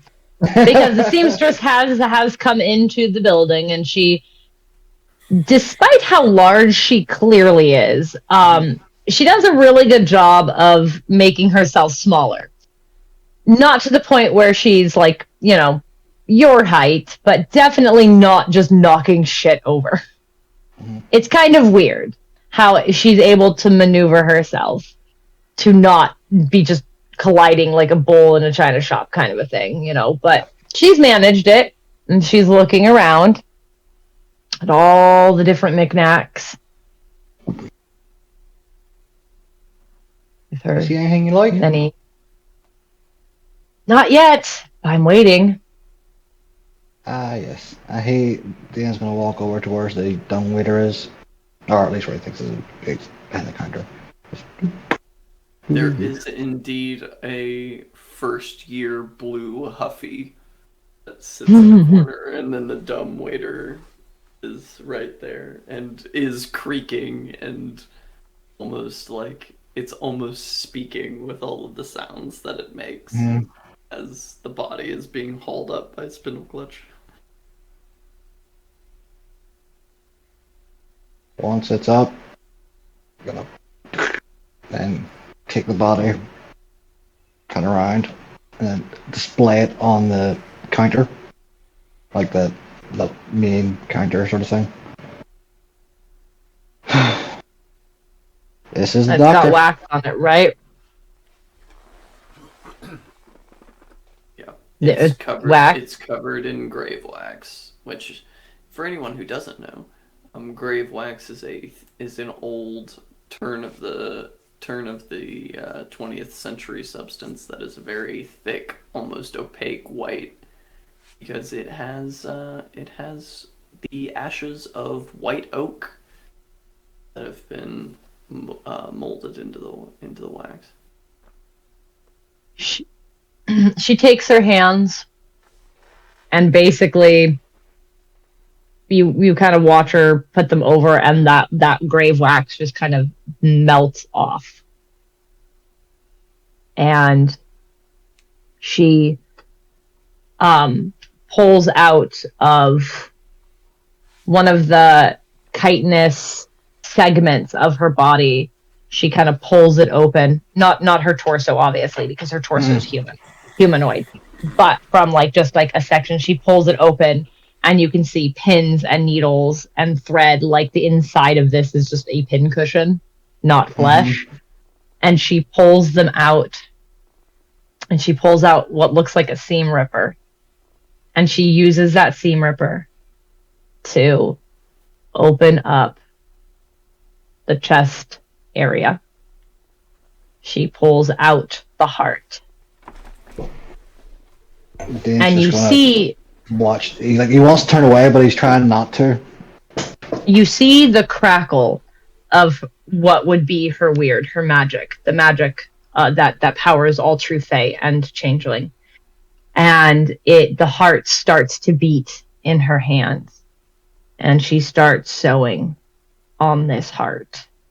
And she's just making designs. It's almost like she's embroidering it. And it's this beautiful lace pattern. And on closer look, it's runes. You have it like that's what you assume it is, but it would be more of the language of the Fae or whatever advent of it is. To you, it looks almost, if you had to pick something close, runic. And she starts making these lacy patterns that have these runes inscribed on them until the entire beating heart is covered in them. And she places the heart back in the chest. And she sews up the incision with the same lacy, she sews it and then embroiders a similar thing. You can tell that it's spelling out different words. And that sinks in to her chest. And you hear Dr. Cassidy take a breath. Just a... And then Darren pulls up. Probably right around the time that Clutchy's coming out of the basement as well. You walk up out of the basement. You see Dr. Cassidy starting to move. You see Derek's car, or Sim's car, outside the shop. Then you sort of do his old man toddle walk over to the door of the car, wait for it to stop, and then he'll open the door for young Master Derek. Hi. We sent Zara with Sim and Nova in the same car. They drove away, but it was really steamy. But it seemed like everything was okay. So I'm here, and then Sim's gonna be here later. Young Master Dain did arrive in the meantime, and I'm You glad. we've begun the revivification process of the body.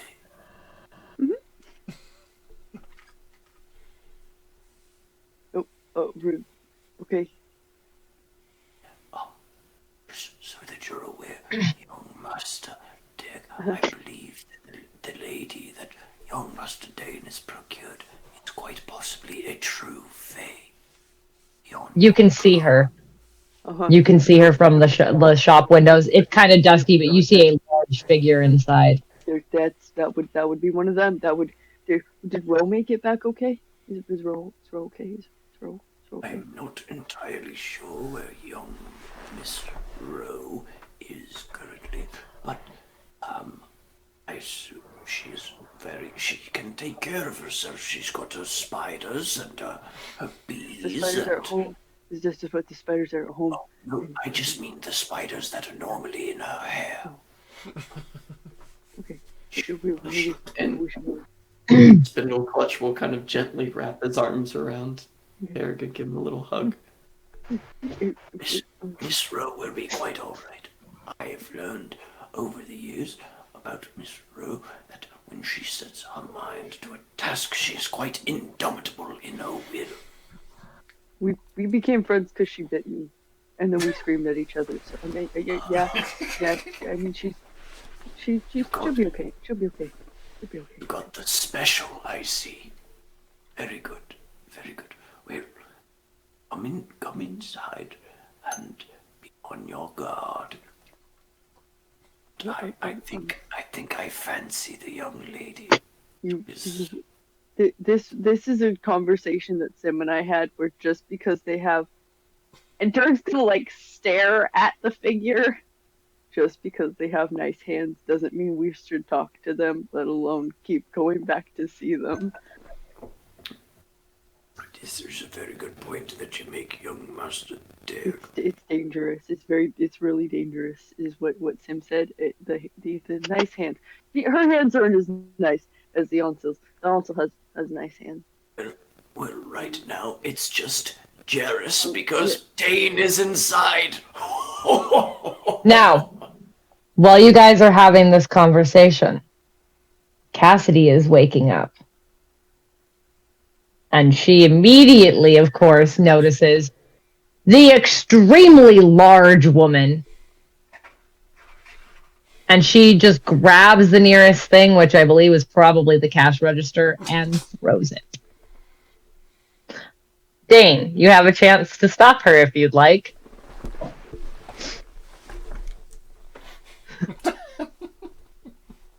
Dain will reach out and grab her by the throat before she gets. Okay. As she's about to get up. Like, yeah, she. As she's about to jump up, she's gonna grabbing her around the neck. Ow. And he's gonna use contract weapons of the beast and just turn his hands into claws, like talons, just so nip the neck a little bit. Welcome back to the land of the living, Doctor. She spits on you.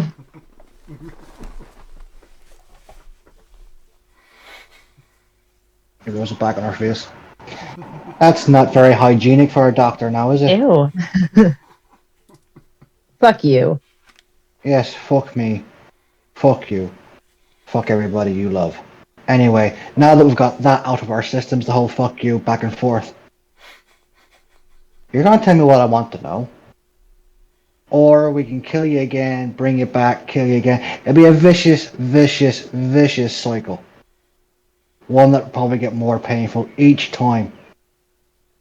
Oh, no, young Master Dain. I would appreciate if you two left me to do this alone. It'll get messy and you're in the splash zone. Would you permit me one small favor? He's not looking up at Spindle Clutch. He's silent because he's listening to what he has to say, but he's not looking up. He's staring at the doctor. The woman, the True Fae, reaches out like 7 hands to Derek to shake.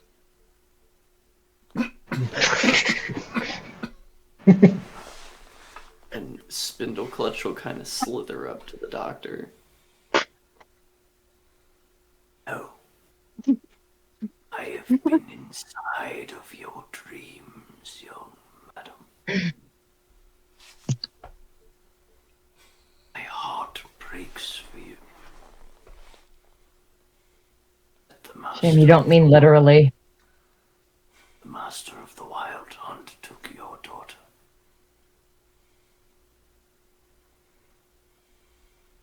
It is not a fate I would wish on anyone. But I will tell you this. Give young Master Dain what he requires. And I will do what I can. Make sure your child is recovered and looked after. On that you have my word as keeper of the Autumn Court. He'll just kind of tap her twice on the shoulder. Do what needs to be done, young Master Dain. I had the word of someone like you one time. Is why my daughter's gone, so fuck you. With that, Lady Doctor, there is no one like me. with her being like that, I would like to use the contract of the Tale of Baba Yaga. have her fear everything I say to the extent. Oh no. Okay. Yeah. All right. Want to roll for that? Total fate on Dr. Cassidy. I would like. Since I also have I would the like. contract, can I Yes. aid Dain and give him a die? Yes. Now it is 10 o'clock, guys. So if we want to wrap this scene up, People that have to jump in. So, okay. I was gonna say if we want to wrap this up, I will go to the two people that aren't, or well, I'll switch to Sim and Zara after we wrap this up, and you guys can go ahead and go, and we'll just finish up with them. Okay. Whoop, whoop, whoop. All right. So you make her fear everything you say. You get the extra dice from Spindle Clutch, and she gets a disadvantage because of Fickle Fate. So I will go ahead and oh no, well this is gonna suck for her. And I would also like to. fuck that bitch. She lied to I'd also me. like to intimidate her using my intimidation. Yep. I mean, with the fear and the intimidation, go ahead and give yourself 2 die bonus to that. Alright, what you want to roll? As go ahead and roll for your the Tale of the Baba Yaga. I forgot the name of it. That one. Mm-hmm. Go ahead and make your roll for that, and then go ahead and make your roll for intimidation, but add 2 dice. Okay. I forgot what the damn roll is for that. So carry on with everything. I'll roll this here anyway. All right.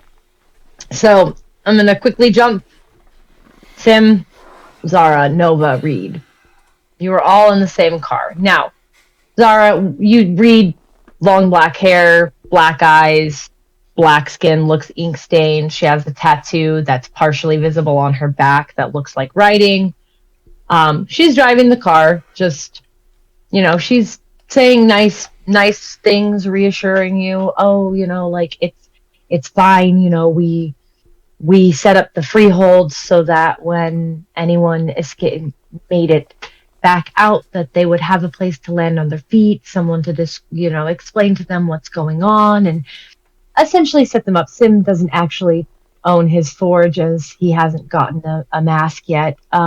So the freehold owns it, and when he's capable of getting that documentation, it will transfer it to his name.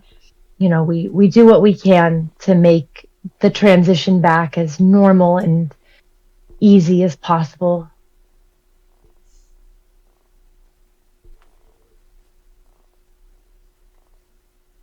She just nods, listening along, like, I don't understand half of what you're trying to explain, but I think I understand. Yeah. We are called Changeling, as you can probably see from your own appearance, that you did not fully go back to the way you used to look, and there's no way to go back to exactly who you were before. Many have tried. Those that still believe there is a way call themselves the lost. So you'll hear those terms thrown around a couple of times. It's all referring to us. And the freeholds are just a large group of us, Changeling, like you, like Sam, like myself, who we do it for protection. There's safety in numbers. We are safer from the True Fae or the others or the Gentry, whatever you'd like to call them. We are safer when we work together, rather than trying to work separately.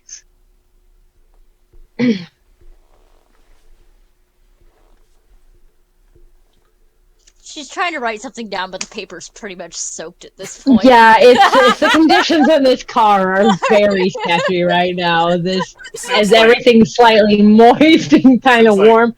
Reed's shirt is like sticking to her, and like Sim, you are damp. This is unusual for you. You're usually too warm to get damp. You're like, I'm damp and I'm hot and I don't know what's happening. You mean I feel moist? You mean I feel moist? Nova also is a little bit moist. Like you can see it trying to freeze on her skin, but like it's not like she's like it's like rolling, and she's just like, ew. This is so uncomfortable. Everyone's uncomfortable. There's a little spot on your shoulder that feels kind of cold, and you're like, what the fuck? Oh, she would know that feeling when the river would freeze. Oh yeah, yep, Well, Sims. yeah. You would. Yeah, that's true. Sims All is right. like wiping the window down so he can Condensation. Get out of the condensation, just constantly like just clearing it off as they're driving and just being like, Zara, do you have any questions for Aid right now? I mean, she's great. She really helped. She just holds up the notebook like. All squishy. We'll get you more paper when we get to the freehold, and you can ask you. Just keep your questions in mind. I do apologize about all of this. There are parts of us that never go away when we come back, and unfortunately, as you are all elementals of the elemental seeming, this is just the consequence of a lot of you of different varieties being in the same space, confined space. If you're in a large room, this doesn't happen. Most awkward threesome ever. But anyway, I'm just kidding. I'm pretty sure that's what's about to happen in Spindle Clutch's shop afterwards. That's okay. She's got hands for everybody. Okay. All right. Those hands are rated. Those hands Sim's did you just for trying to get the everyone. car. You know what? We'll make a roll. This will be Zara's first All right. introductory ride to Sims driving style. All right. And while you make that roll, I'm gonna have Dain tell me his so that we can finish up that scene real quick. Mm-hmm. What was your roll, Dain? I got Then 2 you guys gotta go. and 2. 2 and 2. 2 for the Baba and 2 for the intimidation. All right. So her first roll was a one success because of fickle fates. So you have successfully frightened the shit out of her with your Baba Yaga, but now she gets to roll against the intimidation to hold out a little bit more. And she's volatile. So you can tell there's fear. You can tell that effect you have has started. You can almost taste it on her as the fear starts to build up. Now, what are you saying to intimidate her? What are you trying to do to intimidate her? Like I said, Doctor, I don't care what Spindle Clutch says about your daughter. If you keep fucking with me, I will kill you, bring you back, kill you, bring you back as many times as I need, and as many different parts as I need to.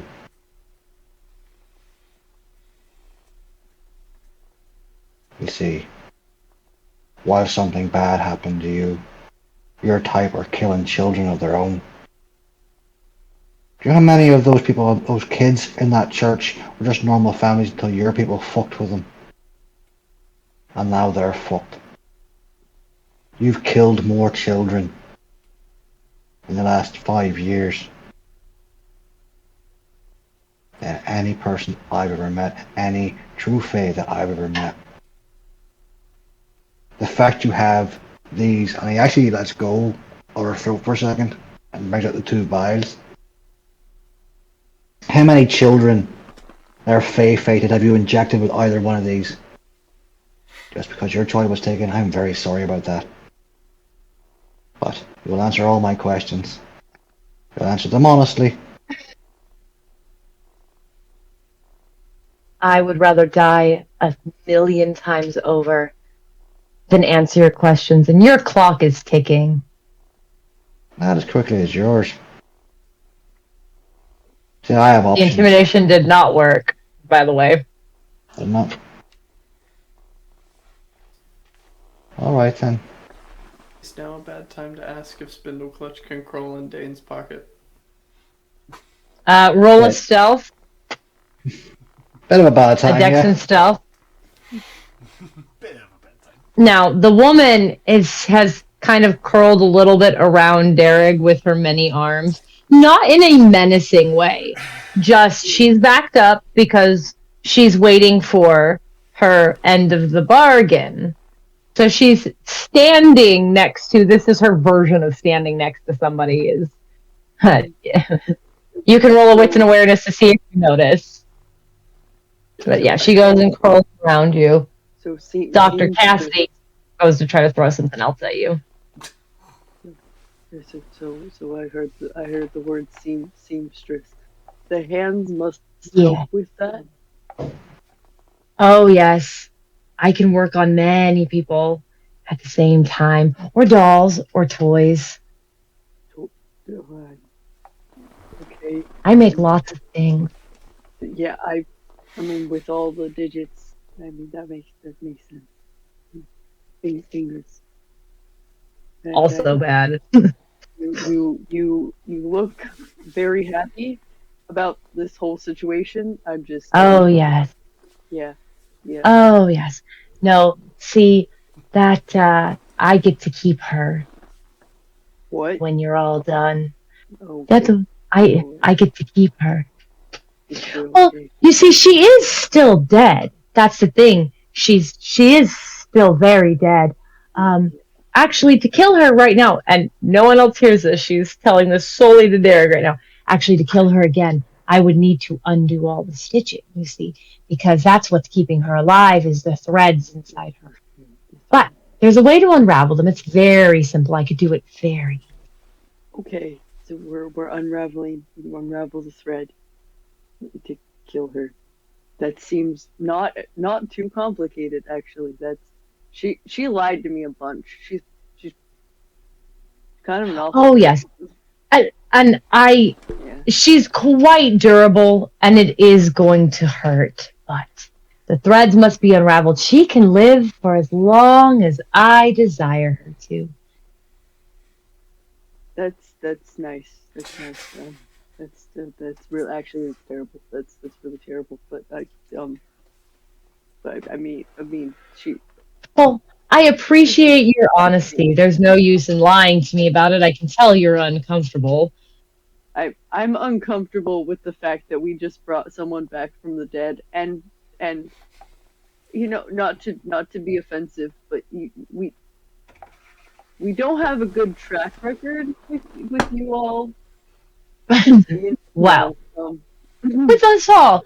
Like, I get it. I get it. Most of my kind are pretty terrible. You know, I get that.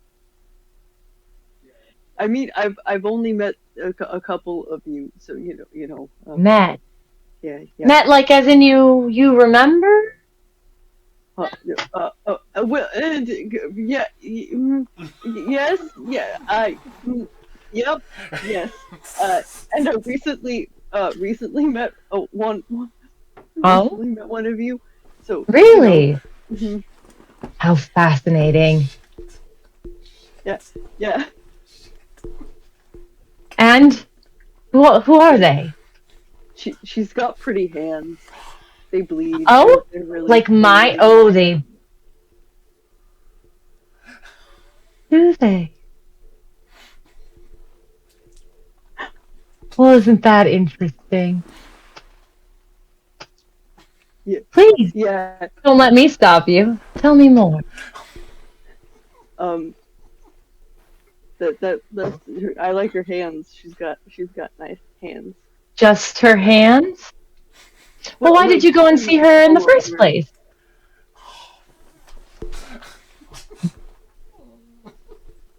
Because I needed to fix what she did, and he points to Dr. Cassidy. Ooh, yes. I cannot wait to see the wild man throw her across a room when all her bones snap and she's still alive. Yeah.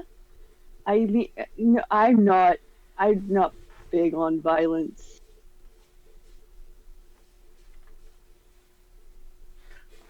You know, you look like you are though.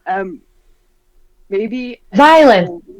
I mean, dead I bodies do are what I dying. have I to. don't keep dead body. I don't know.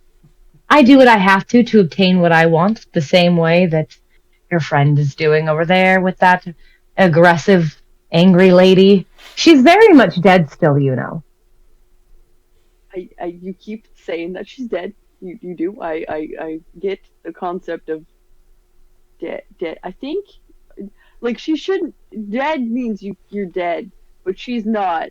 But she is still. I know this is it works somehow with your thread.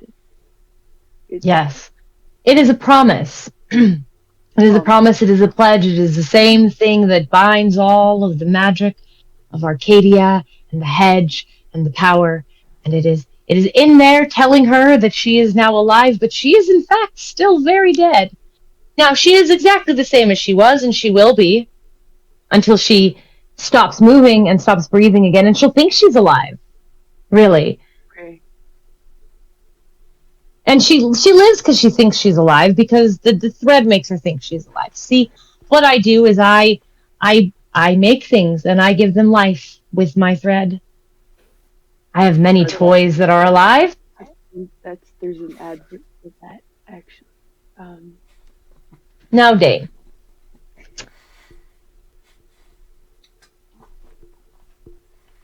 Did Savannah come with Derek? no, Savannah is still at the shop with all of the shit from Dr. Cassidy's office, and she's going through it, except for Fair. the computers. And you said the doctor was about to throw out another cash register Yeah, again? she went to grab something. No, she just went to you could see her reaching to see if there's something she could grab and throw. Yeah, he's just gonna punch her in the face. All right, go ahead and roll for that. Derek's going to continue to just ramble at this True Fae. Because it's Derek. Oh god, we should have brought Savannah. Where the fuck was those 8 successes fucking... Oh no, this is great. Oh, real quickly, sorry, I don't mean to interject. You might have missed, Mike, that you could make a wits and awareness roll to see if you catch Clutch going. Spindle Clutch. He's too busy They paying attention to they the rolled doctor. an 8, so. Yeah, He's they too busy rolled paying really attention to high. Okay. that. Yeah, I haven't got 8 dice for that. I'm not even gonna Okay. Oh No, okay, just making sure. yeah, no, in the pocket, totally fine, unnoticed. In the pocket. Where In were the those pocket. dice?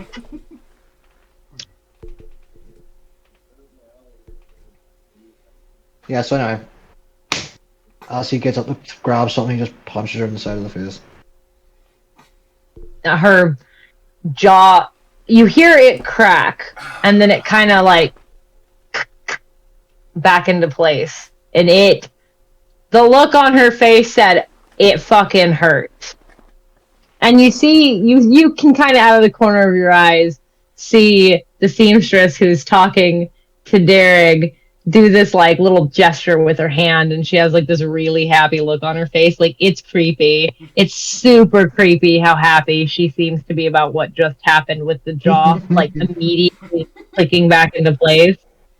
Yeah. Like, she's just overjoyed by this. Dan's gonna smile. I really wouldn't try doing something stupid, Doctor. And, yes, whilst I threaten death, there are far worse fates.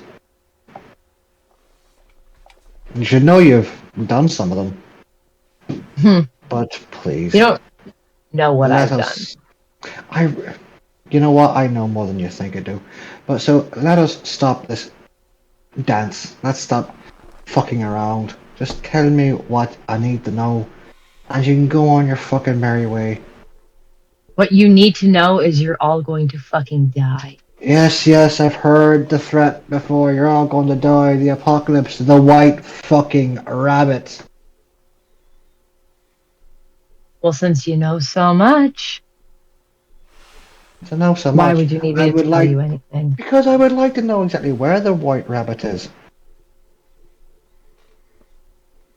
You see, You want I to know?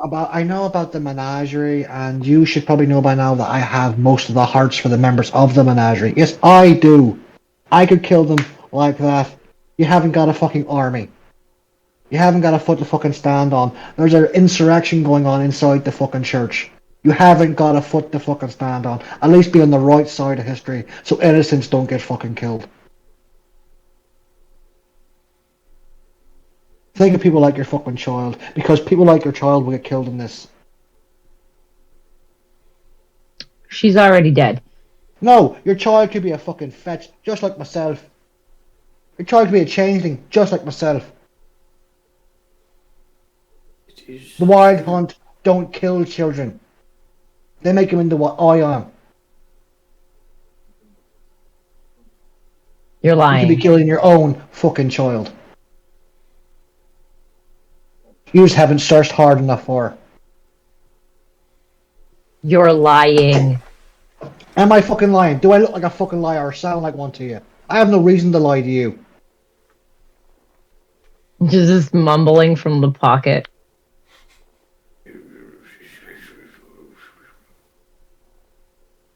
I have no idea what the fuck that. What the heck? Again with this. This Spindle clutches face looking out of the pocket. It is true. The master of the Wild Hunt does not take the lives of children. This is the truth.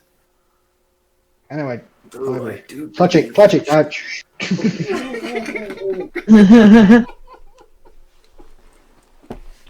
There's several Alright. things that I am, but I'm not a fucking doctor.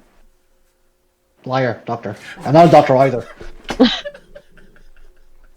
Good to know that you're not a doctor. Now, this interrogation is going to take a little bit because she isn't just going to tell you. So I know you guys, do you want to? I did let them know that we would be in soon. We're just wrapping up. Okay. Because I can do a wrap up with you three in the shop and then, like I said, move on to the last of the elementals. I hated that sentence. And then we can wrap up because I know that M's got to go soon here in a minute. Yep. So Yep. let's just wrap this up. Yep. So, Spindle Clutch, Dain, and Derek, along with Cassidy and the seamstress. Cassidy looks like she's going to give you trouble, and you know it's probably going to take a little bit of convincing to get her to do as you would like. But you saw a glimmer of hope with the "you're lying" comment. A glimmer of hope that she can be broken. And in the meantime, Derek, you were having a lovely conversation with the It's seamstress who Perfect. Is yeah, definitely. definitely Yeah. asking questions and listening very intently to everything you're saying. And so we leave you there and Mhm. go back to our elementals in their car. That is a good roll for your drive. 1 crit. First total of 6. Oh my gosh. Yeah. Sim drives like a maniac. Like, absolutely just going over curbs to go past blowing through stoplights. Almost to the point where it's running the red, but not quite. Like, he slips right past that margin of, again, we don't offer advice on this channel. And slips on, he's rolling stops at stop signs, cutting through alleys that are clearly not meant to be driven down, to get where he's going. Now, he doesn't crash. He doesn't get he doesn't get into an accident, doesn't get pulled over, nothing like that happens. It's just there's a couple moments where you're like, I'm gonna die. I just got back and I'm gonna die. Nova and Reed, Reed is kind of just like, I've never driven in a car with Sim before, and she's holding on to things. Like, There's the minor crying. Nova's just got to be sitting there like, this is Nova's like, I don't care. Yeah, Nova's the one that's like, if we have to hit something real hard for me to be in a bad spot, so whatever. She's tough. So you pull up to the freehold. You get out of the car. it is a fucking disaster. When the doors open, steam just kind of billows out. Like there's a small amount, like everything seems a little bit more damp than it should be. Nova gets out immediately and is just like, good opportunity to steam clean the inside of the car. right. Reed gets out. Reed is like, okay, I'm gonna go change, and then we'll go ahead and we'll get you set up. We'll get you on the books. Super quick. After Zara, Reed, and Nova exit the vehicle and walk away, Sim's gonna just radiate some low-level heat into the car to dry it up because we don't want mold. Yeah, exactly. So, that's it. It takes a little bit, but the car dries up decently, and you guys head into the freehold. Fortunate. Reed has kind of, you know where her office is, so Nova, Sim, Zara, you go into Reed's office. It's got a desk, it's got a couple chairs, it's got a small table, it's got a bookshelf. Currently on that table is a chest, a large chest. It's nice carved wood. There's a label on it. And there's a gigantic book sitting on the main desk area where it looks like this woman probably sits most of the time. And she comes back a minute with a fresh change of clothes for her, a fresh change of clothes for Sim, and a fresh change of clothes for Zara.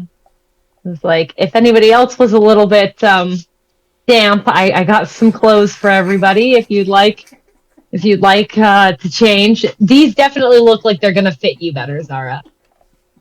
They're kind of comfy clothes, like lounge clothes, like pants.